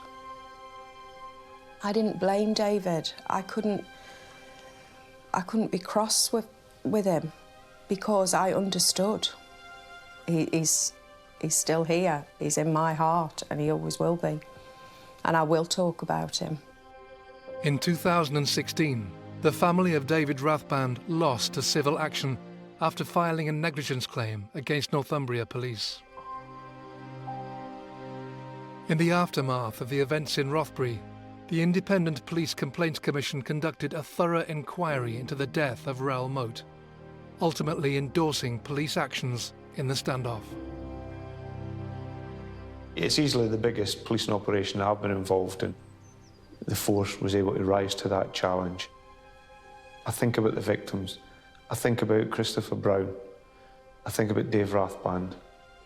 I think the big thing for me was nobody else got hurt. Despite Moat's intentions, nobody else got hurt. A man's been stabbed to death after an argument with another driver. It was one of the biggest criminal investigations in terms of resources for the Kent Police that we've ever had. Got to the roundabout and I just looked at him and I just knew he was dead. Kenneth Noye is a professional criminal. He has resources and probably money that most of us could only ever dream of. Police are describing the attack Stephen Cameron from Swanley was killed in front of his girlfriend during an argument on a motorway slip road. Stephen turned away to walk away, and the man went back and got a knife, came back and stabbed him. I just felt my heart was going to come out of my chest. It was just thumping and thumping, and I just couldn't understand, you know, what was going on. He was kind, generous, funny. He was my best friend. When your child leaves the house, you wave them goodbye, but you never think you're not going to see them again.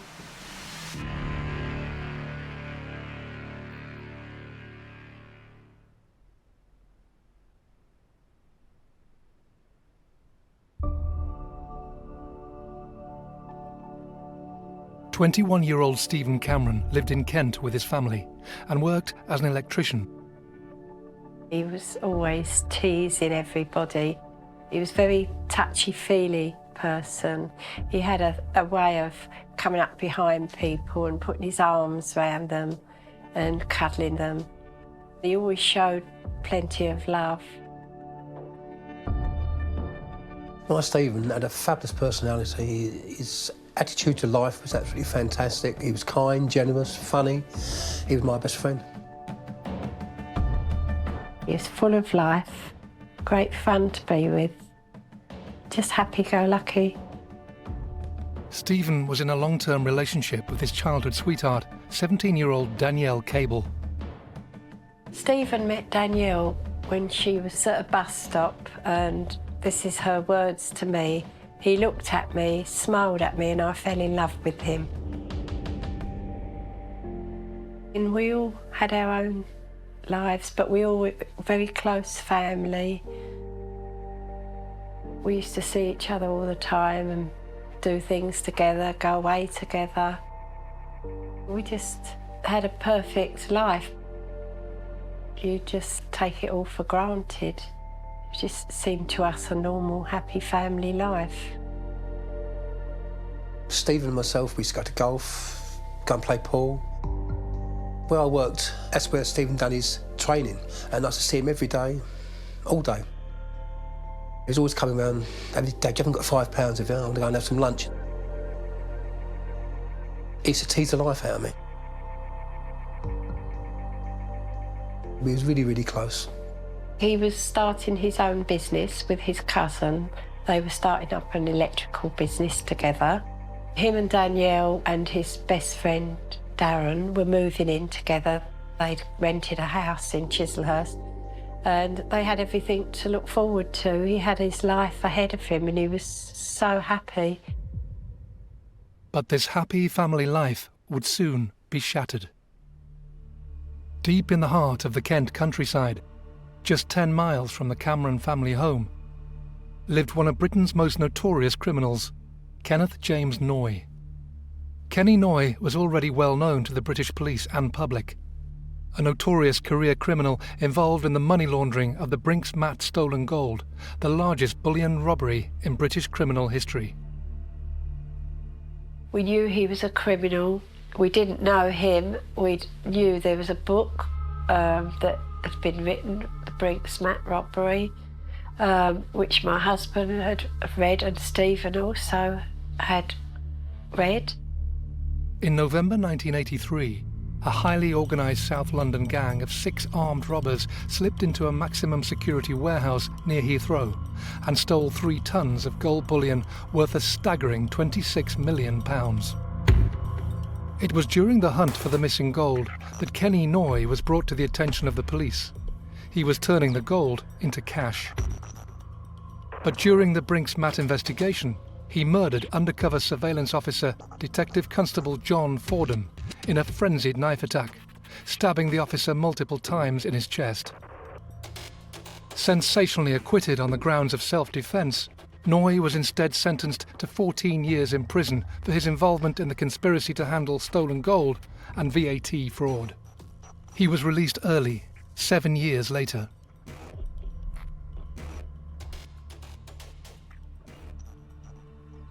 Kenneth Noye hadn't long been out of prison.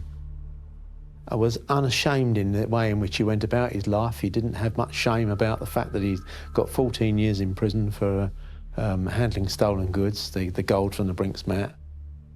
And this dangerous criminal was to make headline news once more.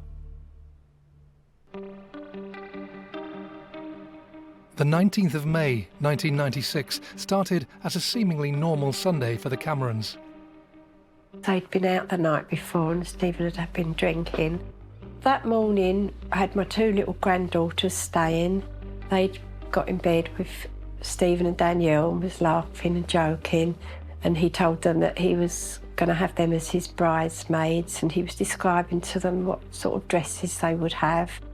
I was up early because my mother, who lived across the road to us, wasn't very well, and she was in bed and I was going to go shopping.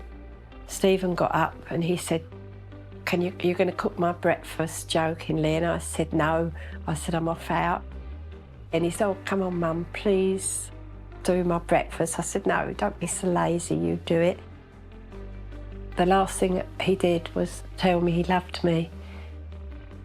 I left with the 2 granddaughters and took them shopping.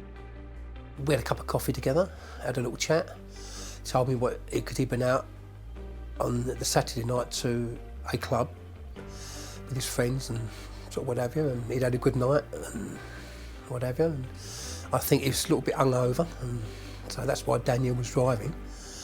And yeah, we had a laugh and a chat and whatever, yeah, as we always did. He said tease the life out of me. As Stephen and Danielle got ready, they discussed their plans for the day. Stephen was going up to London to buy some bagels for all his friends. They were all going to a football match that afternoon to watch Danielle's brother play football. Stephen suggested to Danielle that she drive the Bedford van. Danielle was driving because they'd been out the night before and Stephen had been drinking. Danielle, never driven on a motorway in her life. She'd only just passed her test. Stephen decides that, Danielle, you can drive the vehicle, we'll go out and get some shopping. She was very reluctant to do that, but accepted that perhaps to please him she would drive it and get a motorway driving out of the way, as it were, but she wasn't very happy about it, especially a van. It was on a Sunday, it was about 1:10. I was watching the Monaco Grand Prix. Just started the warm-up lap, and Stephen went off with Danielle. The couple headed towards the motorway at Swanley. In less than an hour, their lives were changed forever.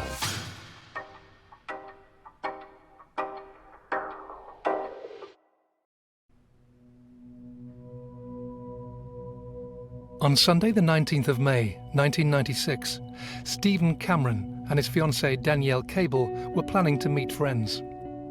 Having been out drinking the night before, Stephen suggested that his girlfriend should drive his van. A reluctant Danielle agreed, and they set off from their home in Kent to travel to London on the M25. Stephen was on the phone to his best friend, Darren, who he'd known since he was about 4 1/2. And they were going to share the house together that week they were moving in. They were going to watch Danielle's brother play that afternoon. He also told Danielle he wanted to go and see his goddaughter because he was godfather, and he hadn't seen her for a little while. They drove down Beech and Lee Lane in Swanley, where they lived, and towards the roundabout near the M25 motorway just a few miles away. So she drives onto the motorway at the Swanley interchange. We think she cut somebody up or had taken someone's road. The Land Rover Discovery pulled across the front of the vehicle when they stopped at the traffic lights just prior to joining the motorway. Outraged by this late lane change, the motorist stormed out of his vehicle and approached the van. Stephen and Danielle had never seen him before. It was convicted criminal Kenneth Noye.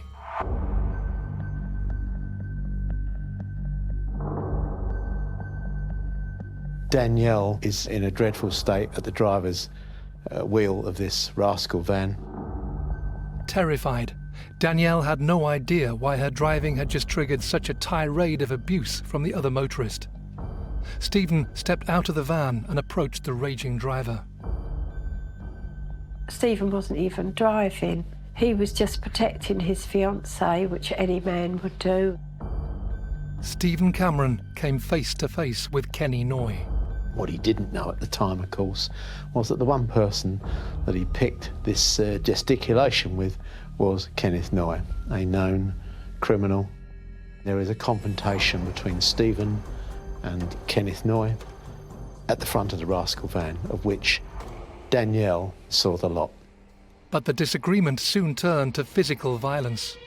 The first punch would appear to have been thrown by Kenneth Noye, but whatever happened, Kenneth Noye was getting the worst of the confrontation that effectively he'd chosen to have. As the argument escalated, Danielle tried to attract attention from passing motorists. Over 30 vehicles went by, but no one stopped. As the men continued to fight, it appeared that a younger and stronger Stephen had managed to defeat Noye. It was a busy lunchtime on a Sunday. I think possibly Brands Hatch, which was nearby, the racing circuit might have been on. There was a lot of traffic about. Instead of leaving, instead of just going, he goes back to his vehicle, to the passenger side, and comes back as Stephen's coming back into the rascal van with what we now know is a knife. Danielle is screaming at Stephen, he's got a knife, Steve.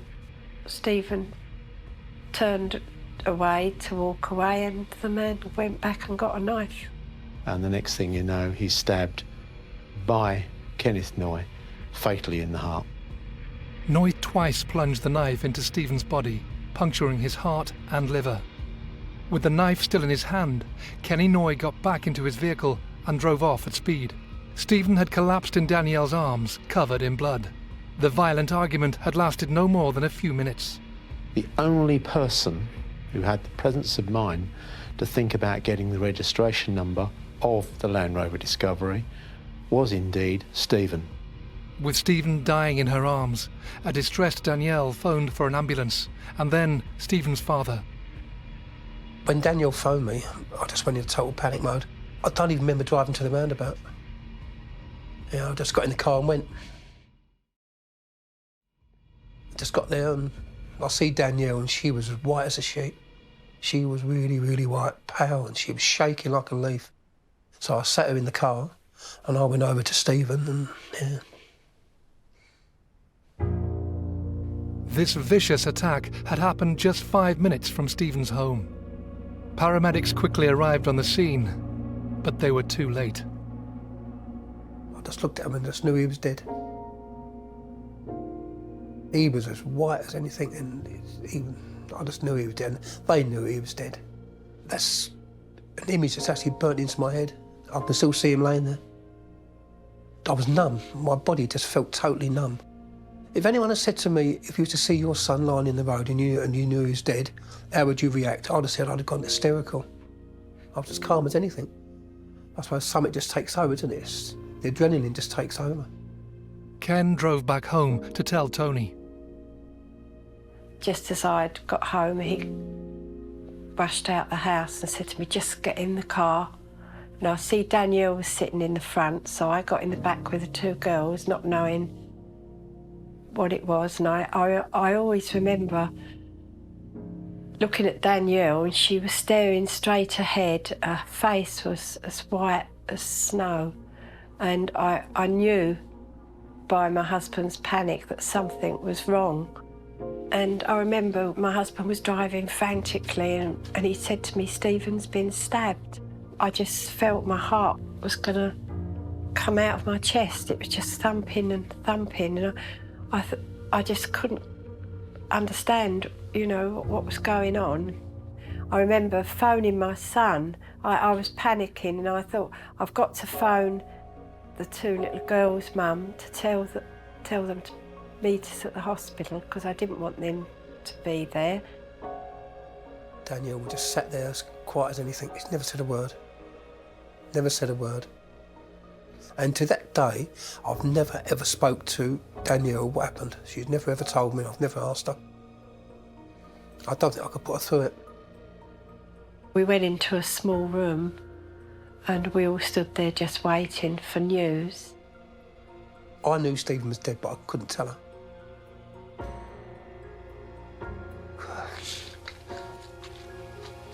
I just couldn't tell her.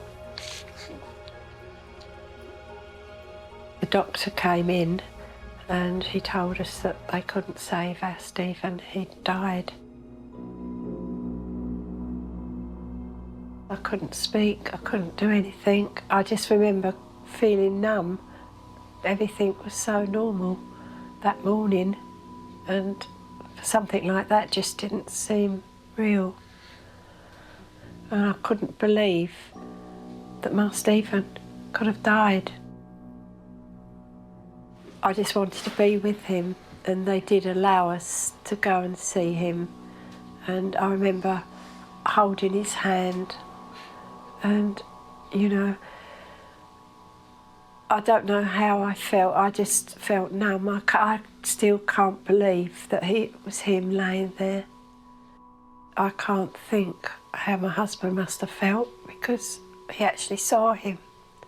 I was spared that, but I wish I'd have been with him though, because it'd be nice as a mother to be with him at that time. But the one thing I always stuck in my mind, I can never remember seeing any blood. I can never remember seeing any blood at all. And he must have been covered in blood, quite truthful. Don't remember, it must be blanked out. And then all of a sudden there's all these people around you, because a lot of Stephen's friends had heard it on the news. They was all up at the pub waiting for him to arrive, and that's when they got the devastating news. And naturally they all rushed over to us, our family. We had to phone family and friends that were close. When your child leaves the house, you wave them goodbye, but you never think you're not going to see them again. Just yards from the M25 motorway, a murder hunt is underway after what appears to have been an horrific attack of so-called road rage. A man's been stabbed to death after an argument with another driver. Police are describing the attack Stephen as a Cameron case from of- Swanley was killed in front of his girlfriend during an argument on a motorway slip road. Danielle, whose surname isn't being released by the police, had been engaged to Stephen for 6 months.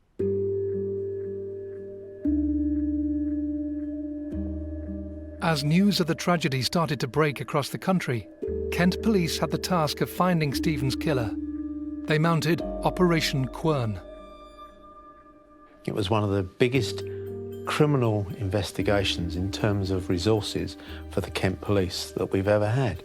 We had something like in excess of 30 witnesses who had been using the motorway, that junction, at the time, and each of them saw different parts of what happened.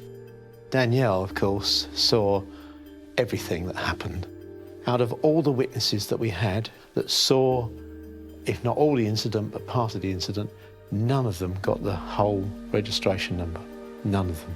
The best we could do was really say it was an L-registered Land Rover Discovery. The colours were ranging from 5 different colours. It was a metallic vehicle. Perhaps the way the sun was shining on the vehicle that day, it wasn't too clear what colour it might have been. But in the end, we were in a very difficult position because there were so many different and conflicting numbers given to us. Despite Stephen's dying words of warning to remember the number plate, the criminal had fled the scene quickly. The police couldn't get any leads from witnesses, and the hope that cameras in the area may have picked up vital information also had to be discounted. There was someone out there that had stabbed Stephen, and I wanted them caught. Although we had witnesses who could say what happened, nobody identified the person, no one knew who he was, and we were in a very difficult position because we didn't have any forensic evidence that would link a suspect to the scene. There is a CCTV camera at that junction, and on that particular day, the 19th of May, it was not working. With no forensic evidence and no CCTV, Kent police were struggling to identify the M25 killer. The man disappeared in what we knew was an L-registered Land Rover Discovery. Difficulty you had was, of course, we didn't have the entire registration number. The police national computer showed 18,000 plus L-registered Land Rover Discoveries, and they're only the legitimate ones that were registered in the UK. But when you spoke to the witnesses, we had about 5 different colours. The colours ranged from green to maroon to blue to grey to black. Very soon we realised that we were going to find it very difficult to find that particular vehicle. If you don't have that significant lead for a named person within the first 48, 72 hours, you know it's going to be an uphill task. With no vehicle registration number, Kent police were struggling to identify the killer. Had Kenneth Noye managed to get away with the brutal attack?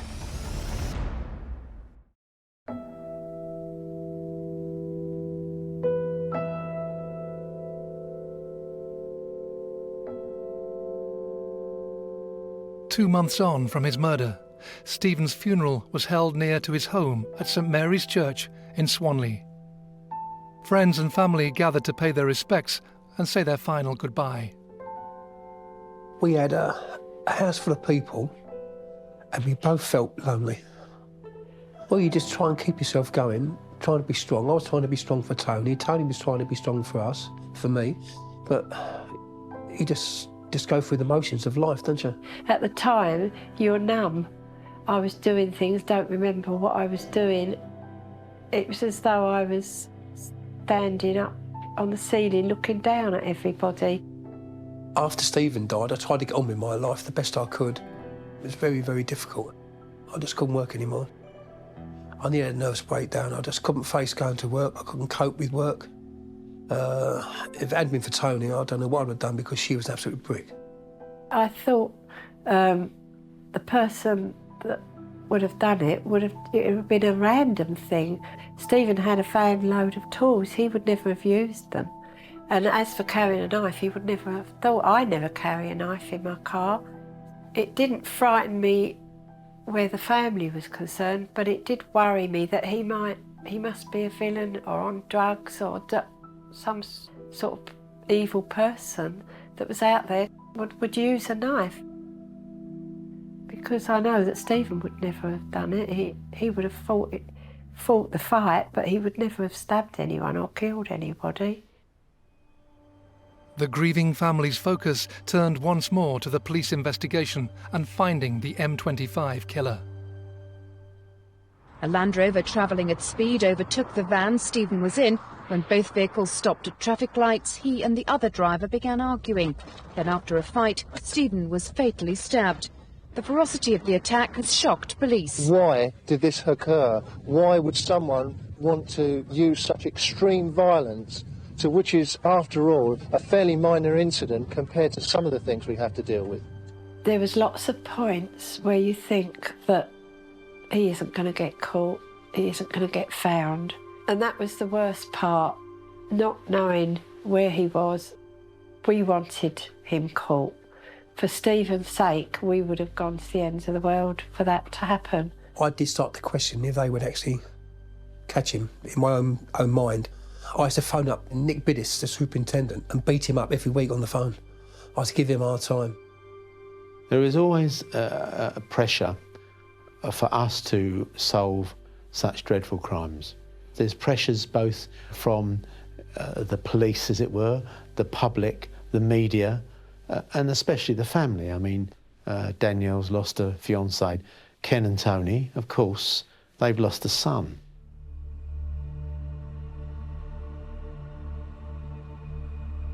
Danielle was just 17 years old and Kent Police's key witness. They desperately needed her to help solve the murder. Danielle was extremely cooperative and wanted, throughout, justice for Stephen and the family and herself, obviously. She was always available for me to interview her or to get some information if there was anything, and I always kept regular contact with her, with Ken and Tony Cameron. Danielle's emotions gave me the strength because I knew I had to help her. It was a sort of a motherly instinct, if you like, And I felt I had to be strong for her, to see someone you love stabbed to death and die in your arms, especially because she was so young and she was so hurt by it all. Danielle provided the police with a description of the vehicle and Stephen's killer, whilst intelligence was beginning to shed some light on the identity of the Land Rover owner. There was information that came in relation to local criminals, which is not unusual in a murder inquiry. Kenneth Noye was the sort of guy that wouldn't hide away and would be part of his local community, be seen. It was suggested to us that he disappeared. This key piece of intelligence shocked those involved. I couldn't imagine anyone that would have gone back and got a knife, so I obviously thought it was some sort of villain to do something like that and to do it and run and not show any remorse. It might be road rage, but to me it was murder. We never for a moment imagined that he would have been there to have murdered Stephen. It was 1,000,000 to 1 chance that he would meet such a criminal. We were extremely surprised to think that somebody of Kenneth Noye's professional criminal standard would get involved in such a crime. But of course he's disappeared, so we need to look at it. I didn't believe it. First off, I just could not believe it. A person with his stature in the criminal world at 1:20 of a Sunday afternoon would do such a stupid thing in broad daylight in front of loads of people. Because he's a person who's well known in the area. I just didn't believe it. But Kenny Noye had realised the enormity of his crime.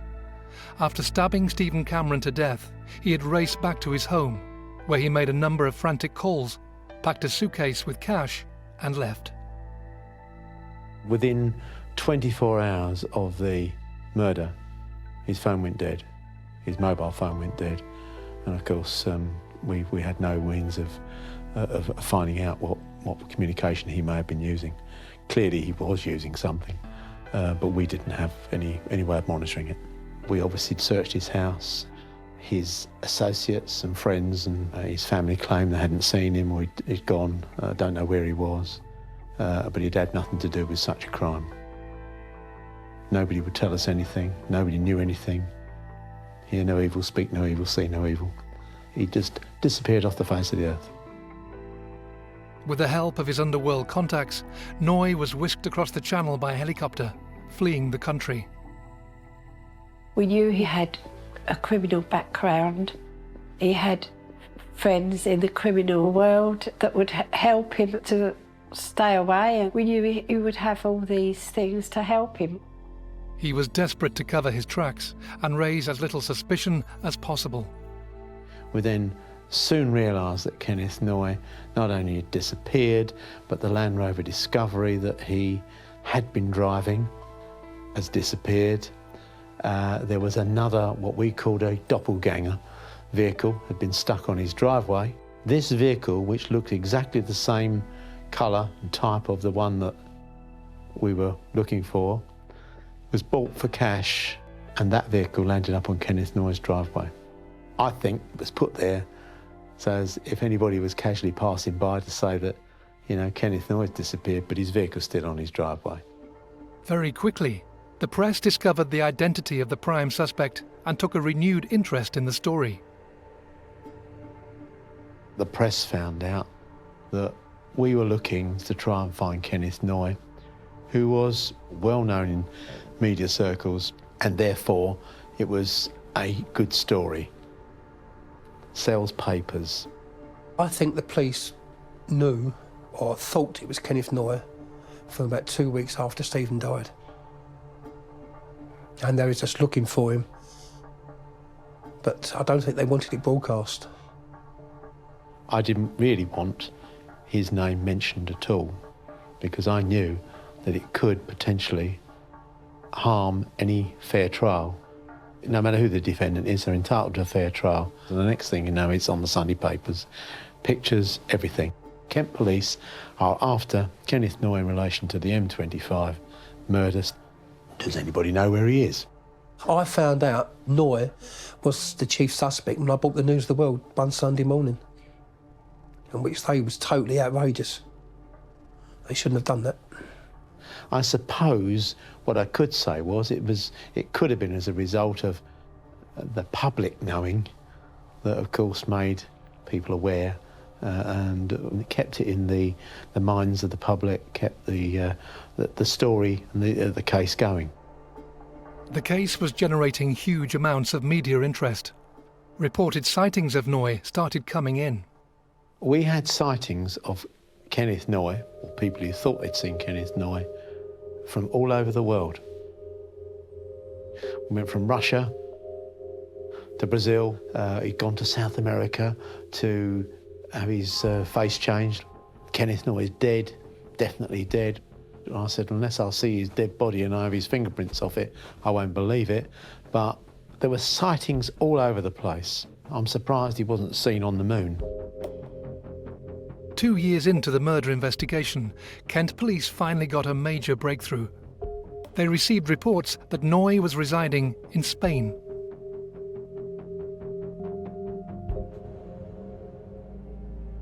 Noye kept a very low profile and, of course, changed his identity with a new passport in the name of Green. His lifestyle was one where he was living in a very remote house. He would be drinking in bars. He was keeping himself to himself, but clearly wasn't a hermit. The police needed to confirm that the sightings were indeed that of Kenneth James Noye. But media intrusion into the investigation was making things difficult. The problem I had was the minute I sent any officers abroad, it would only be 24, most 48 hours before the press found out. Eventually, I ran it as a secret inquiry. I sent the officers out there with the remit, all I need you to do is to go out there and see if you can see this guy and tell me whether it's Kenneth Noye. Don't forget that in 1984, Kenneth Noye had killed a police officer in the grounds of his house at West Kingsdown, and I've sent 2 officers out with absolutely no backup to a foreign country to see if they can find this man and identify him. With their mission outlined, the undercover surveillance officers tracked Noye down to a bar. Those officers actually knew Kenneth Noye because of obviously his previous convictions, and they gave me a positive response. It's definitely him. It was a big major breakthrough, but it was sort of opening wounds up because 2 years on we were, settling down a little bit. But bringing Kenneth Noye to justice was by no means straightforward. We still hadn't got either any forensic evidence or anybody actually identifying Kenneth Noye as the person who stabbed Stephen Cameron. The bottom line was that in order to link him with the crime on the 19th of May, I needed Danielle to identify him. She actually was the only one that actually looked him in the eyes and saw him that day. It was now up to Danielle to bring Stephen's killer to justice. But 2 years after the stabbing, would Danielle be able to positively identify her fiancé's killer?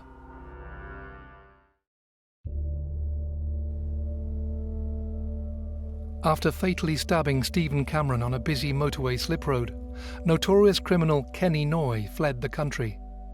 It sparked an international manhunt to bring him to justice, a manhunt that lasted over 2 years.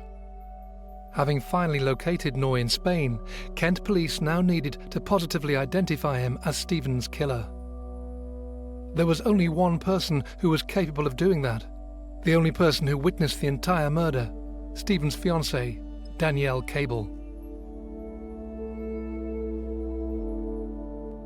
The identification out in Spain was, in my view, the most significant point of the whole investigation. Clearly, if she didn't identify the person out there, who we knew was Kenneth Noye, as the person who had killed her fiancé, Stephen Cameron, then the whole case in terms of Kenneth Noye would have fallen apart.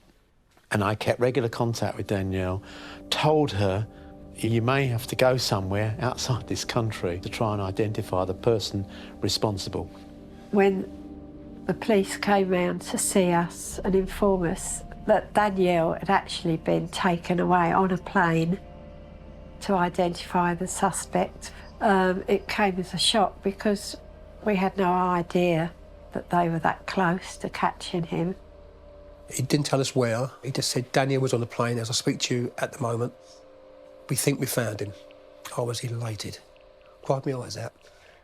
Oh, I was really concerned. I was really worried about her because I knew she would be upset. I knew she'd be frightened. Of course, there were dangers in doing that.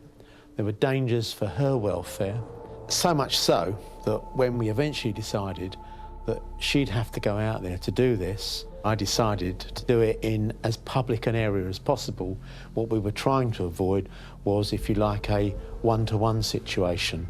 Fortunately for us, he went out to a restaurant where it was absolutely packed.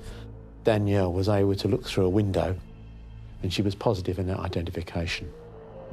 Nick Biddis phoned us and said, we've got him, she's ID'd him, it's him.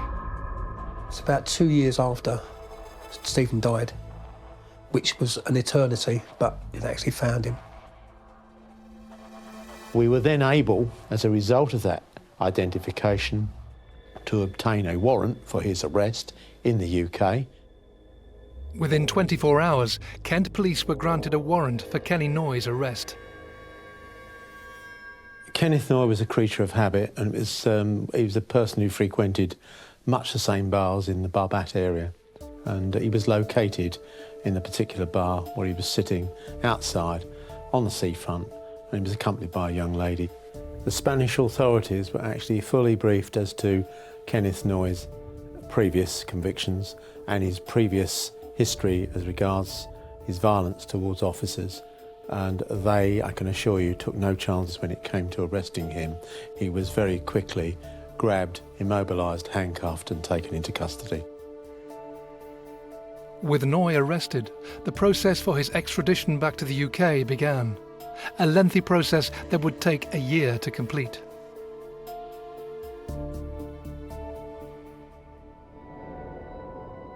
It was for the British courts to decide whether it was being dealt with in accordance with the law, and they granted it, and he was duly extradited 3 years almost to the day that the crime had been committed. Initially, he claimed he had nothing to do whatsoever with the incident on the M25 on the 19th of May and knew nothing about the murder of Stephen Cameron, and that the British police were after him because of him being acquitted of murder of a police officer. That was his claim.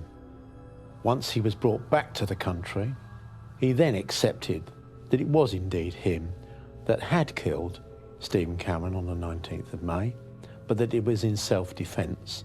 He had to hold his hands up. Yes, I was there, it was me, but it was self-defence. But it was never self-defence. Stephen wasn't carrying a knife, he was the one carrying a knife.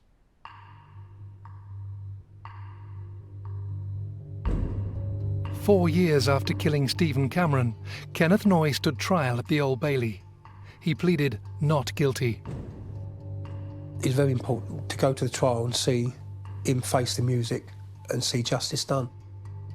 The first time I saw Kenneth Noye in court, I wanted him to be dead for killing my son. Stabbing him twice, he intended to kill him, and I just wanted justice for Stephen. That's all I've ever wanted. When he gave evidence at court, he said that he believed he had to leave the scene, leave the country, because the police would make sure that he got convicted of a crime he never committed, and therefore he wasn't going to hang around and wait to be arrested.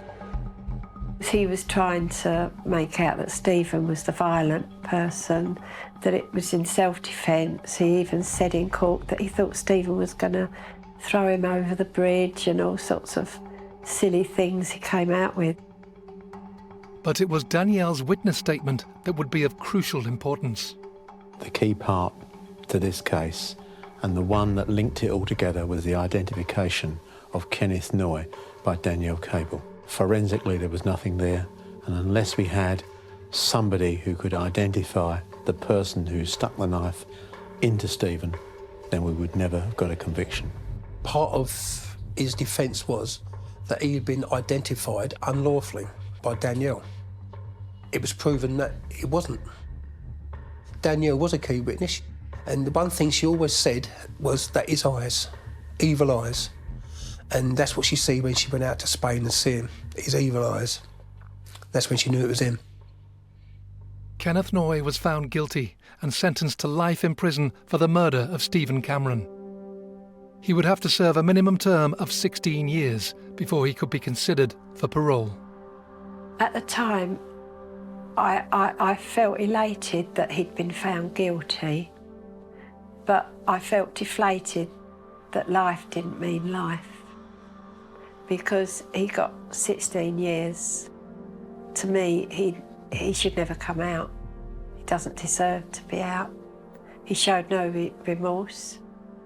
I feel that Stephen got justice because we caught the person that did it, but I don't feel that there's justice, the fact that he's going to one day walk free and have some sort of life.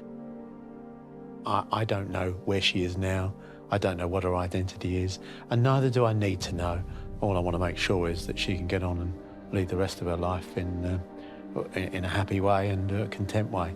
We haven't seen Danielle since 1998, and we absolutely loved Danielle. She was a wonderful little girl. She really was a wonderful little girl, and we both miss her.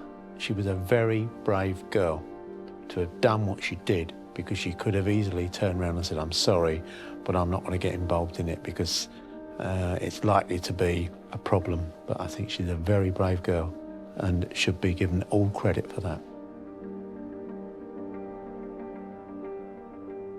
Me personally, I think the law now should be that anyone who carries a knife, is caught carrying a knife, should be put in prison. It's treated totally different to gun crimes, which I think people die with knives and people die with guns. Why is it treated totally different to gun crimes? Stephen would have been a fantastic father, absolutely fantastic father. We'd have had fantastic grandchildren with him, which we've been totally denied by an evil man. You live your life, but you're not happy. Inside, your heart's broken. No one can mend that. Our son Michael can't even talk about Stephen. He can't face that his brother's dead. You know, but yeah, everyone's got on with their life, which, you know, we've had to get on with our life. You have to, don't you? Life goes on. But you don't stop mourning, you don't stop missing Stephen. I miss him every day, all day.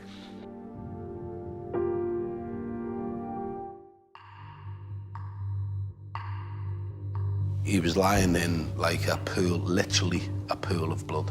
I remember just thinking, what am I going to say? What do you say to his mum or dad? I think I was just in disbelief. I couldn't comprehend what he'd said. I didn't even question what he said. I don't even think I spoke. You couldn't touch him. He wasn't yours anymore. He was a crime scene. Someone knows who's done it. And I know people must be frightened. They've got to think that they can't leave this killer out there. It seems that this police investigation is now focusing on the killer being somebody who was aged between 13 and 15, just a few years older than the child that they killed.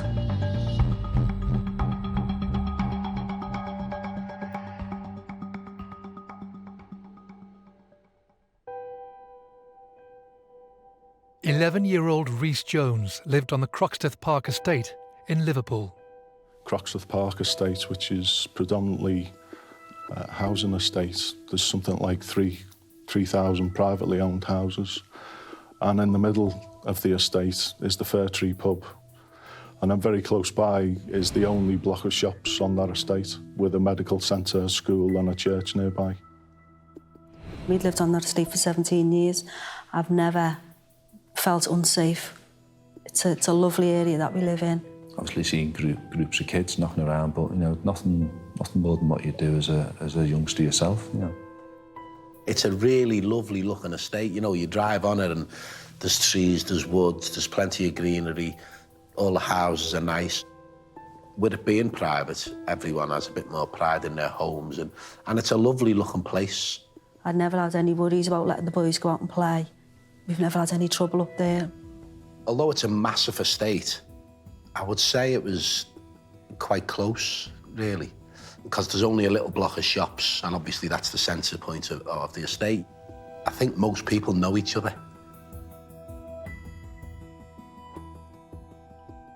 Rhys lived with his mother, Mel, father, Steve, and older brother, Owen. It was a happy family life, where Rhys was thriving. We were just like a normal family, you know. Steve works permanent nights. I had a little part-time job. The boys were both at school and both doing really well. Weekends were always a bit special because Steve was always off for a weekend, and we'd always make sure we do things together as a family. We gave him every encouragement to go out and, you know, be active and have a good time. Rhys was a popular personality and loved by family and friends alike. Rhys was a very happy and energetic little boy. He was also very funny and just a really outgoing little boy. He's one of those lads that you couldn't be mad at for very long. And even if you were mad at him, he'd just make you laugh. He's just lovable and likeable. Rhys was, he was a cheeky little lad. He was always smiling, always laughing. He was always playing tricks, and he was dead mischievous. He'd always make mud balls and start throwing them at the kids, and then all the other kids would join in, and I'd just be tearing my hair out, like, shouting at him, you know. But Rhys's biggest passion was football. I think the passion for football that he has took up all of his life. It was just football, football, football. Played for the Fir Tree for about 12 months. I think he played his first season. He was going into playing his second season for them. He was a good footballer. You could see it from an early age. He could kick the ball further than other kids of his age, and you could see that there was something special about him. The 22nd of August 2007 was a warm and sunny day, and for the Joneses family, it started like any other weekend. I'd been to work in the morning. I came home and Rhys was starting senior schools in the September, so we said I'd just go to town, get him his new uniform.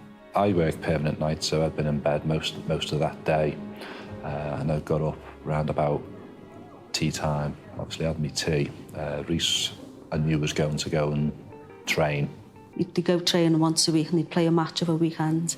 We decided that we would get together for an extra training session because the season was due to start on the following Sunday. But he was more excited because England were playing that night as well.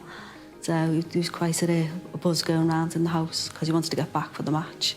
He just had a light snack and then he just went up and put his kit on. Rhys left home and made his way to football. Rhys always used to take himself to training.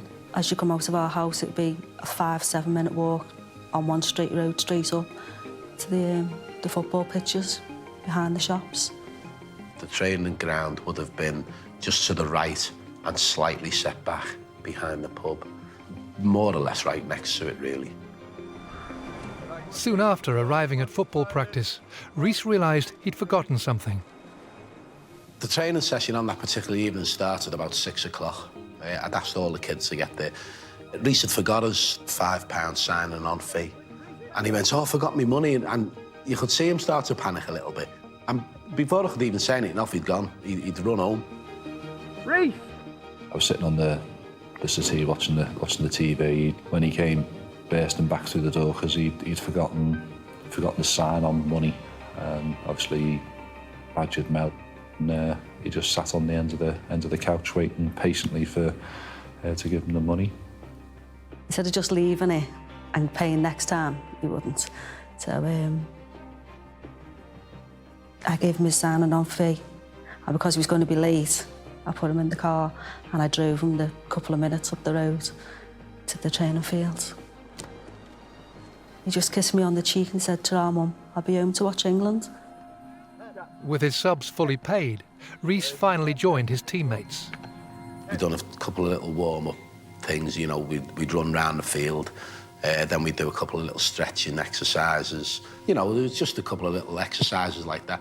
But we never really spent much time doing that because I always thought it's better if kids are playing football rather than, you know, doing exercises.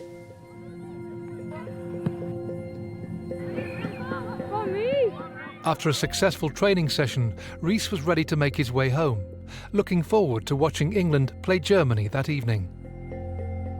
I was at the back of the car with the boot open, putting stuff in, and Rhys walked past the front of the car. And he said, "Ta-ra." And I said, "Where are you going? How are you getting home?" So he said, "It's all right, I'll walk." I asked Rhys to get in the car 2-3 times. And I even said to him, "No, come on, get in the car, I'll drop you off, it's no problem. Come on." And Rhys was adamant he was walking. Hey, Rhys! It was a pleasant evening as Rhys made his way home, a journey he had made countless times before, but one that would be his last.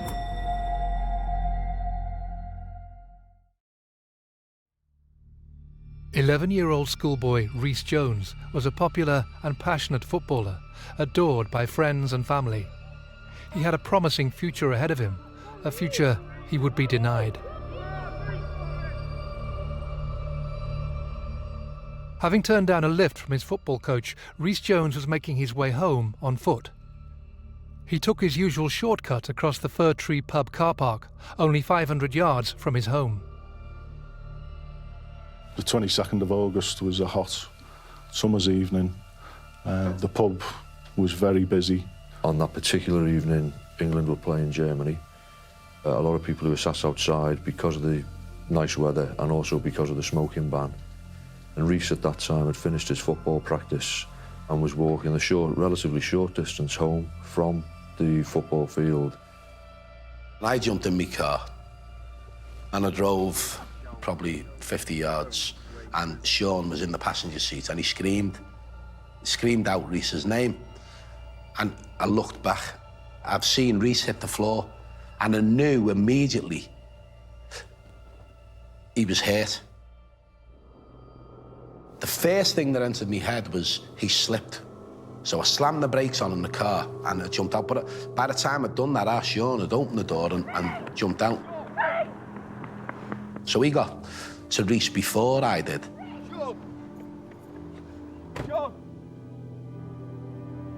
Just before I got there, a girl got there. She worked in the pub. This girl had grabbed hold of Rhys. She was trying to administer some sort of first aid. He was lying in like a pool, literally a pool of blood. The girl was shouting to me, "He's been shot." Call an ambulance! It's just that bit, seeing him. Sean was hysterical. Call an ambulance! So I'm shouting to Sean, "He'll be all right, he'll be all right," but I just froze. I was numb. I couldn't have done anything at all. The first thing I done was get my phone out and I phoned the ambulance and the police. And all the time, Sean's running around hysterical and I'm trying to say to Sean, "He'll be okay, don't worry." A distressed Steve didn't have Rhys's home number, so he frantically called local resident and fellow Fir Tree football coach, Tony Edge. I could hear the panic in his voice, and he said, "Tony, I don't know what to do. Rhys has been shot." I started to shout a little bit. "Just get round there and get his mum and get her here now, immediately." I remember just thinking, what am I going to say? What do you say to his mum or dad when they answer the door? Rhys's football coach, Tony, raced over to the Jones family home. Well, I was just sitting on the settee watching the telly and there was a knock at the door. And I just opened the door and Tony was just standing there. I said, "Steve just rang me and He said Rhys has been shot, but I don't know how bad it is. That's all I know. And he just went, you just need to come with me now. And I didn't even have time to think, or I just ran into the living room, grabbed my keys and my phone, and I just got in the car. Well, the distance from Rhys's house to the pub car park is about a minute in the car. We were just really in silence and we were just wanting to get there as soon as possible. I think I was just in disbelief. I couldn't comprehend what he'd said. I didn't even question what he said. I don't even think I spoke. A stunned crowd had already started to gather round Rhys. It seemed like there was hundreds of people all around. I couldn't see anything at first. I got out the car and I just heard someone shout, "Here's his mum."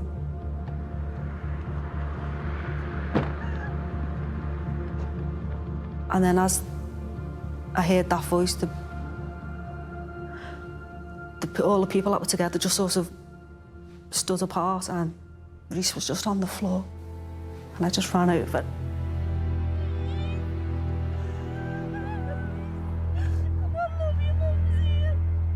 I couldn't really even see where he was hurt. I could just see the pool. He was lying in a pool of blood.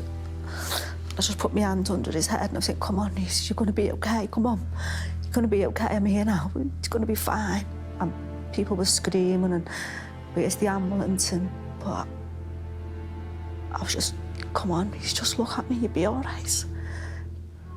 Tony never went over to Rhys. He left Mel and Tony come over to me and I was sort of trying to explain to Tony what had happened. When I saw Steve, he was distraught, he was in tears and, he's probably thinking if we hadn't have had training that night, it wouldn't have happened.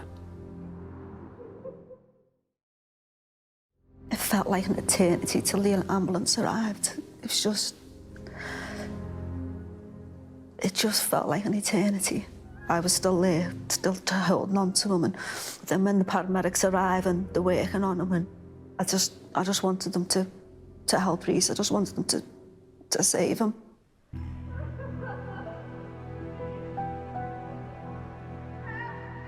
I think I was on the M57 driving along when I got a call off Mel, and it was a very, very short call just saying that, "Steve, you need to come home.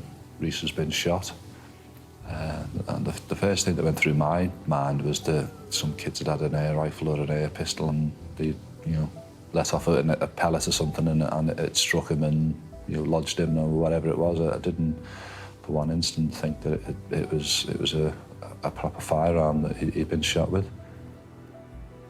When we got to the hospital,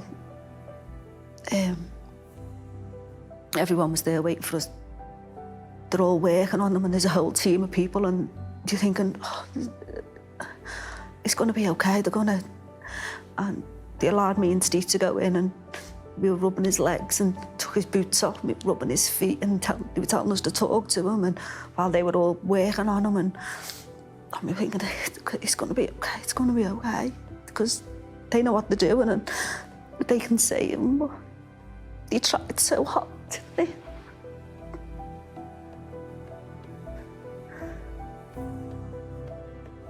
The doctors desperately tried to save Rhys, but the young boy tragically never regained consciousness. I think the hardest thing for us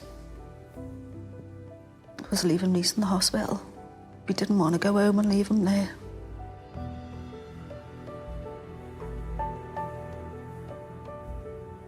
You couldn't touch him.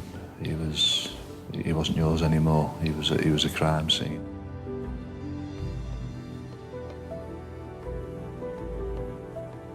And we just went home in shock. We just went home and we were just sitting in Rhys's room and we just all started crying. We couldn't understand what's happened.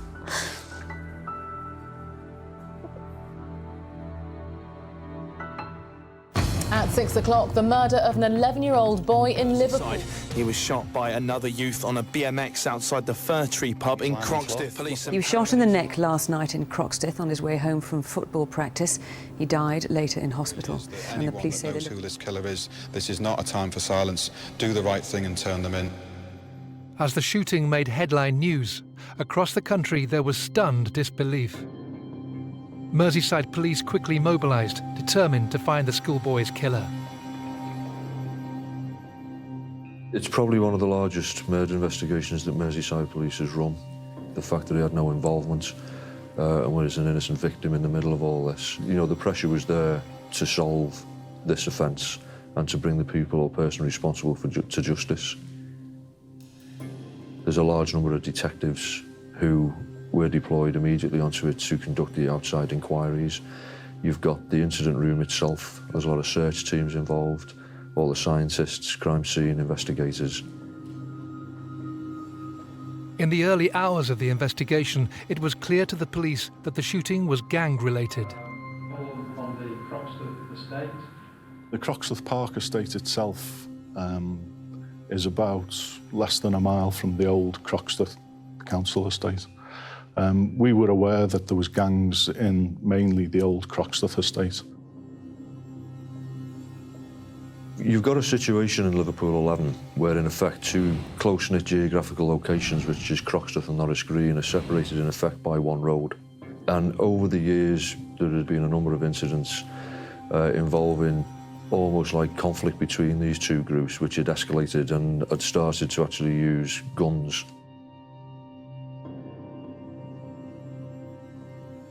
We were aware of certain things that had gone on in the past, you know, between, you know, Norris Green and Croxteth Crew and stuff like that, but, you know, we'd never been a part of it, we never witnessed any of it. We just never thought that it'd overspill onto, you know, our estate. The whole scenario of there being gangs on the estate and young boys having guns just seemed a world away from the life that we were living. I just couldn't comprehend it. I just wanted to understand. I just wanted to know what had gone on, why someone could shoot an 11-year-old boy. Because I knew that Rhys didn't hang around with those type of people. You know, all his mates were all just good lads. The very next day, Rhys's parents conducted a press conference, pleading for witnesses. Someone knows who's done it. And I know people must be frightened, but they've got to think that they can't leave this killer out there. It could be their son, could be their brother next time. Because it'll happen again. If he's not caught, it'll happen again. Witnesses who were near to the scene at the time of the shooting began to come forward. They described a crucial piece of information. They saw a teenage boy riding a bike. There were 3 shots fired in total by the gunman on the night. The first one was aimed at 2 lads who were riding their bikes across the pub car park. They then rode off on their bikes, and he's obviously tracked them, aiming at them again, and has fired a second time. That bullet struck Rhys, and then, amazingly, the gunman continued and fired a further shot, the third shot, still obviously tracking his intended target at that time, even though clearly Rhys had already fallen to the floor, having been struck. There was eyewitnesses who told us they'd seen the gunman, but unfortunately none of those were able to identify him. The police then obtained a vital clue: CCTV footage of the killer on his bike. The significant piece of CCTV footage that we had and was used in this case was that taken from the pub system itself. That showed the gunman obviously approaching from the rear and going to either side of the pub. At that stage, he's clearly looking for his intended victims. You see him come back across the rear of the pub, and he then comes out the other side, which is at the point where he stood astride his bike and fired his weapon 3 times. When the gunman left the scene, we knew that he'd driven through the Croxteth Park estate on his bike. He'd crossed over Fairtree Drive North and was narrowly missed by passing traffic, and across into Dam Wood, which is a wooded area that separates Croxteth Park and the old Croxteth estate. Unfortunately, it wasn't that clear with regards to the face of the gunman. But what it did give us, which was quite crucial, was the actual dimensions of the bike. As the killer made off with the gun, the pressure was now on the police to locate the gunman, bike and the murder weapon. It was important to identify the offender at an early stage. Obviously, there's a youth out there who's armed, could well use that gun again. 11-year-old Rhys Jones was shot in the neck on his way back home from playing football in Croxteth, Liverpool. His death in 2007 shocked a nation, and the local community was struggling to make sense of the tragedy. Everyone was just staying inside, that, you know, because people were frightened. People were frightened that it was going to happen again, you know, because, you know, if it could happen to Rhys, it could happen to absolutely anybody. I think the circumstances of Rhys being shot and killed created an element of fear, and rightly so, within the community. People knew that we hadn't arrested the offender. You've got to put yourselves in the position of a parent living in that location and thinking that could have been my child. You do have an instinct to keep your children safe, especially after something like that's happened. The streets around here were empty of kids. People on the estate were obviously very protective of their young children. It certainly changed my view on where Sean could go and who he'd play with. I wouldn't let him go 2-3 streets away on his own. If he was going round to his friends, I'd drop him off there and I'd pick him up. In the early stages of the murder investigation, the police already had a prime suspect. Postings on a social networking site had already named one boy as the alleged killer, 16-year-old Sean Mercer.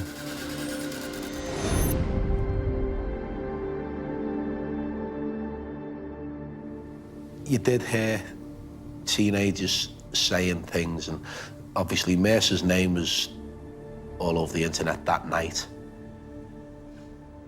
Mercer had a number of previous convictions, only a small amount for relatively minor crime. There was an ASBO in force against him at the time, but he was well known to the local police as being one of the youths who caused trouble, and he was related to the Croxteth crew. Rhys was shot on the evening of Wednesday, the 22nd of August. By the Friday, what we had then was a number of pieces of information and intelligence that had come into us to suggest who the potential suspects were in this. By the Saturday, so you're talking 3 days after the murder of Rhys, a number of arrests were made on the morning. Sean Mercer was arrested on that day with a lad by the name of Dean Kelly, as was James Yates. Mercer, because we thought he was the gunman, was put on an identification parade, and 5 witnesses who'd actually seen the gunman fire the gun across the car park were asked to attend that parade. None of them were able to identify Mercer as the gunman. When Mercer was initially interviewed, he gave a prepared statement through his solicitor, which said he'd been in the company of Dean Kelly, a friend of his, at the relevant time. He also said in that statement that the 2 bicycles we recovered from his house on the Saturday morning were the only bikes that he had. None of those 2 bikes matched the bike that we'd seen on the CCTV of the offender. The Croxteth crew gang closed ranks around Sean Mercer. Even his mother, Jeanette Mercer, who was present at the police interview, vouched for her son. At this stage in the investigation, there simply wasn't enough evidence to categorically prove Mercer was the murderer.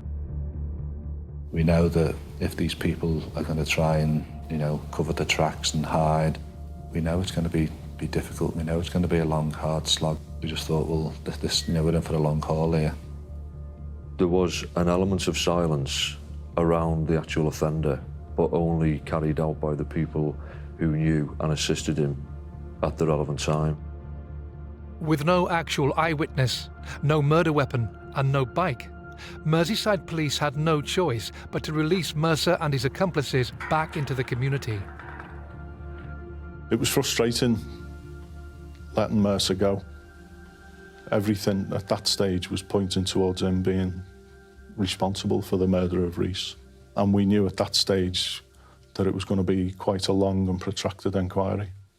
The name of the offender is being mentioned in the community and was quite widely known. I mean, we specifically asked that we didn't want to know any names from the onset, is that, you know, because there was a lot of rumours going around, there was a lot of, you know, the reasons why and how and stuff like that. Personally, we didn't want to know. We knew there was names being bantered about, but we didn't want to know until that person was actually charged with Rhys's murder. We didn't want to know. We had to get the evidence sufficient to charge and build an appropriate case to put before the Crown Court. We just can't put people away whilst we gather the evidence. If you're the killer and you're watching this, turn yourself in. Similarly, if you know who is the gunman or who put the gun in his hand, do the right thing. And I think if someone had walked into a police station and held a hand up and said, you know, I'm the person responsible, or, you know, I'm in connection with it, then, you know, it makes things a lot easier, you know, not only for the police, but obviously for us. On the 6th of September 2007, thousands of mourners gathered at Liverpool's Anglican Cathedral for the funeral service of Rhys Jones. With emotions running high, the pressure was on Merseyside police to find the gun and the missing bike, which would crucially link prime suspect Sean Mercer to the crime scene. In a desperate bid to uncover the alleged killer's movements, the police turned to mobile phone intelligence. There was 2 calls made to Mercer before the murder of Rhys, and obviously what we would infer from that is that they were calls to say that the intended victim was in the area. Police used Mercer's phone logs and CCTV footage to establish the sequence of events around the time of the murder. He left on his bike just after 6 o'clock, and from there he went into the old Croxteth estate, where he was captured on a number of CCTV cameras riding his bike, and we believe he actually collected the gun that he used to kill Rhys from James Yates's girlfriend's house on Croxteth estate. We established that the offender, having taken possession of the gun, he then went and carried out the shooting, obviously striking Rhys in that process. Following the shooting, Mercer rode off to the home of a 15-year-old boy, referred to as Boy M. We believe Mercer chose Boy M's house for a number of reasons. A, it was the closest of his associates to the Croxteth Park estate, so he could get there quickly and get off the streets as quick as possible. And also, Boy M was only 15 years old at the time, and while not a member of the Croxteth crew, he had been involved in gang activity. He was young, he had behavioural problems himself, and Mercer knew he could tell Boy M what to do, and Boy M would do it. It was from Boy M's house that Mercer hatched his plan. Mercer made a series of telephone calls to his associates, and effectively he called his gang members in to assist him, and they helped by making plans to dispose of the gun, dispose of his clothing, douse him in petrol to get rid of any forensic evidence, and also to get rid of the bikes. It's a belief that petrol will dispose of any of the residue that's discharged from a firearm when you've been in close proximity to it being fired. But which of the Croxteth crew gang members were involved? Melvin Coy, age 24. He made a phone call to Mercer about 20-7, informing him of the people being present from the opposing group. Gary Kays, age 24. He made a phone call to Sean Mercer just before 7:10 to alert him to the fact that members of the opposing group were in the area on the pub car park. James Yates, aged 19. James Yates was an associate of Sean Mercer, and he had actually given the gun to Mercer on the night in question. Nathan Quinn, age 16. He attended at the friend's address with James Yates immediately in the aftermath of the shooting of Rhys. Dean Kelly, age 16. He's a friend of Mercer, who he was actually with at the time when Mercer was arrested. It was 3 days after the murder of Rhys. Dean Kelly, at that point, gave an alibi, in effect, for Sean Mercer. On the night of the murder, Mercer, Yates and Quinn got into Melvin Coy's Ford Galaxy.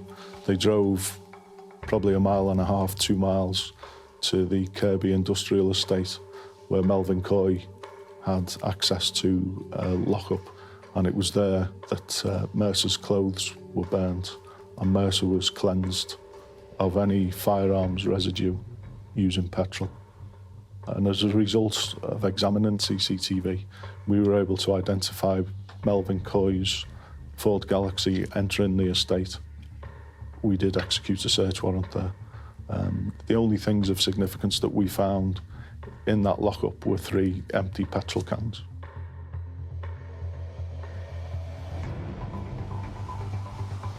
Having quite clearly established Sean Mercer's movements, the police needed to trace what had happened to the murder weapon. As a result of intelligence that we'd received, a search warrant was executed at the home address of Boy X. In the loft, we recovered a Smith & Wesson revolver, a self-loading pistol and ammunition that fitted both of those guns. The type of residue that was recovered by the forensic scientists from the gun matched the residue that was recovered from Rhys's football shirt that he was wearing at the time. Boy X was arrested and interviewed. He gave us an account that Mercer had phoned him, told him to come up to Boy M's house, went into the house and was confronted by Mercer, who gave him the package and told him to take it back and hide it. Our Boy X was petrified. He felt intimidated by Mercer. Mercer called Boy X because he knew of him and knew him from the area, but Boy X was not a member of the same group that Mercer was. Boy X took the gun to his home address and he left it in the back garden. And then on the Sunday, another associate of the main offender moved that gun into the loft of Boy X's address. With such a crucial statement, Merseyside Police took the unusual decision to file an application with the Crown Prosecution Service to offer Boy X immunity. The use of that legislation is very, very rare, and particularly where a youth is concerned. Witness testimony from Boy X was a major part in the inquiry. The evidence was slowly mounting against Mercer and his gang. As the police were waiting to hear back from the CPS, they still needed to track down a vital missing piece of the evidence that would bring Mercer to justice. In August 2007, schoolboy Rhys Jones was gunned down by a teenage killer riding a bike. Merseyside Police arrested and questioned various youths from Liverpool's notorious Croxteth crew gang, including prime suspect Sean Mercer. But despite having to release Mercer and his gang members as they carried out further investigation, the police were quickly converting intelligence into evidence. Having recovered the murder weapon, the police were now awaiting approval from the CPS to see whether Boy X would be granted immunity if he testified against Mercer. But there was still the question of the missing bike. The bike that Mercer had used, we knew had gone back to his home address later that evening from witness accounts. But from his home address, we didn't know where it had gone, and it remained outstanding. The police launched a fresh appeal to help trace the bike.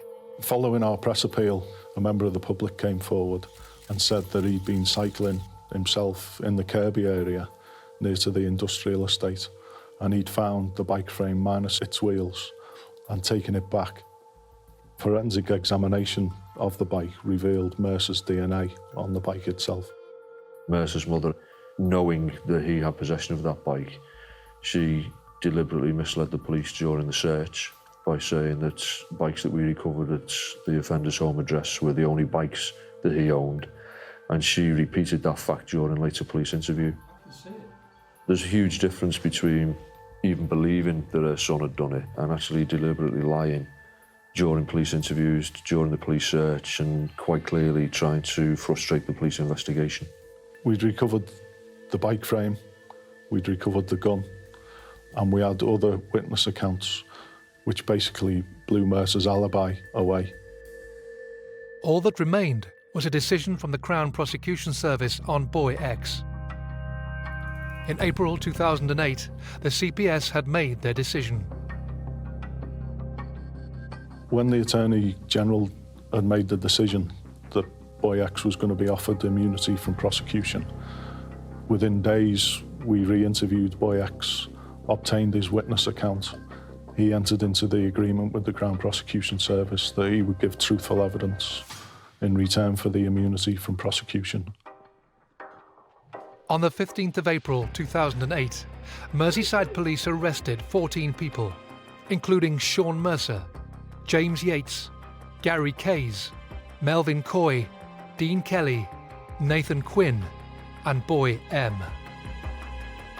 And they were subsequently charged, Mercer with the murder of Rhys and the others with assisting him to dispose of evidence. When Mercer was arrested on the 15th of April, he was interviewed again. He produced a prepared statement in which he denied any involvement in the murder of Rhys and chose not to answer any further questions. Gary Kays and Melvin Coy basically denied being involved in assisting Mercer. The others, when they were interviewed, there was a mixture of people choosing not to answer questions, saying no comment.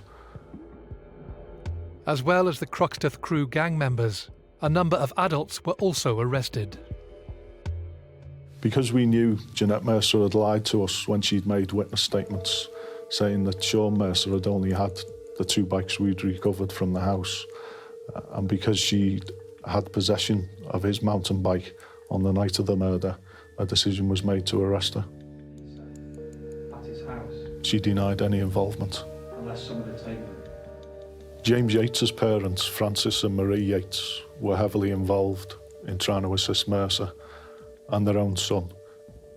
We know that Francis and Marie Yates burnt a SIM card that the police failed to find when they'd searched James Yates's house, and that was the SIM card that he'd been using at the time, and that was crucial evidence.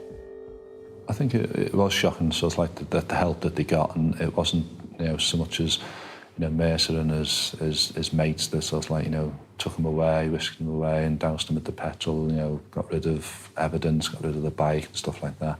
But it's the adults that were involved with it as well. Almost 14 months after Rhys's murder, the trial took place at Liverpool Crown Court. Sean Mercer pleaded not guilty.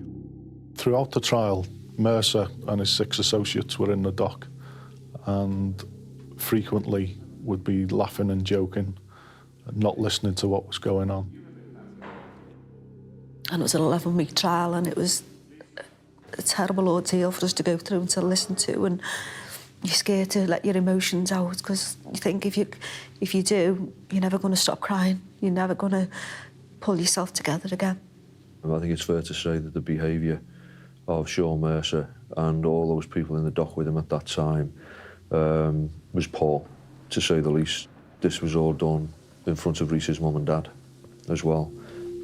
I think that is unforgivable, but I also think it actually shows the type of people that we're dealing with here. The jury found Mercer guilty of the murder of Rhys Jones. He was sentenced to 22 years in prison. Mercer showed no remorse at all. Even when he was sentenced, very little emotion on his face. He's destroyed us. He destroys our life.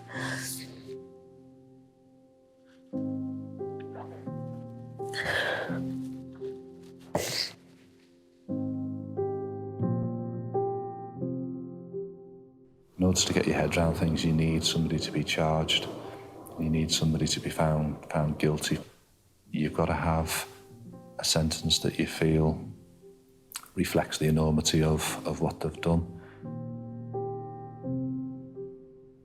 We got justice for Rhys, because as the sentencing goes, you know, Sean Mercer got the maximum what he could get. And in the eyes of the law, we've got justice. But I personally feel life should mean life. He should spend the rest of his life in jail. These people should realise that, you know, if they're going to go around firing guns and murdering people, then, you know, they should spend the rest of their life in prison.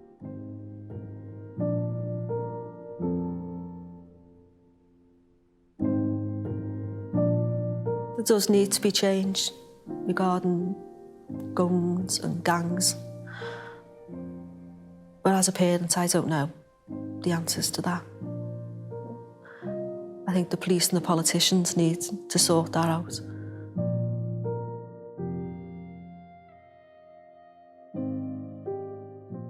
I, like any other cop, is going to sit here and say to you that we would like it to be no incident of gun crime. But unfortunately, there are firearms out there. There are people who are prepared to use them.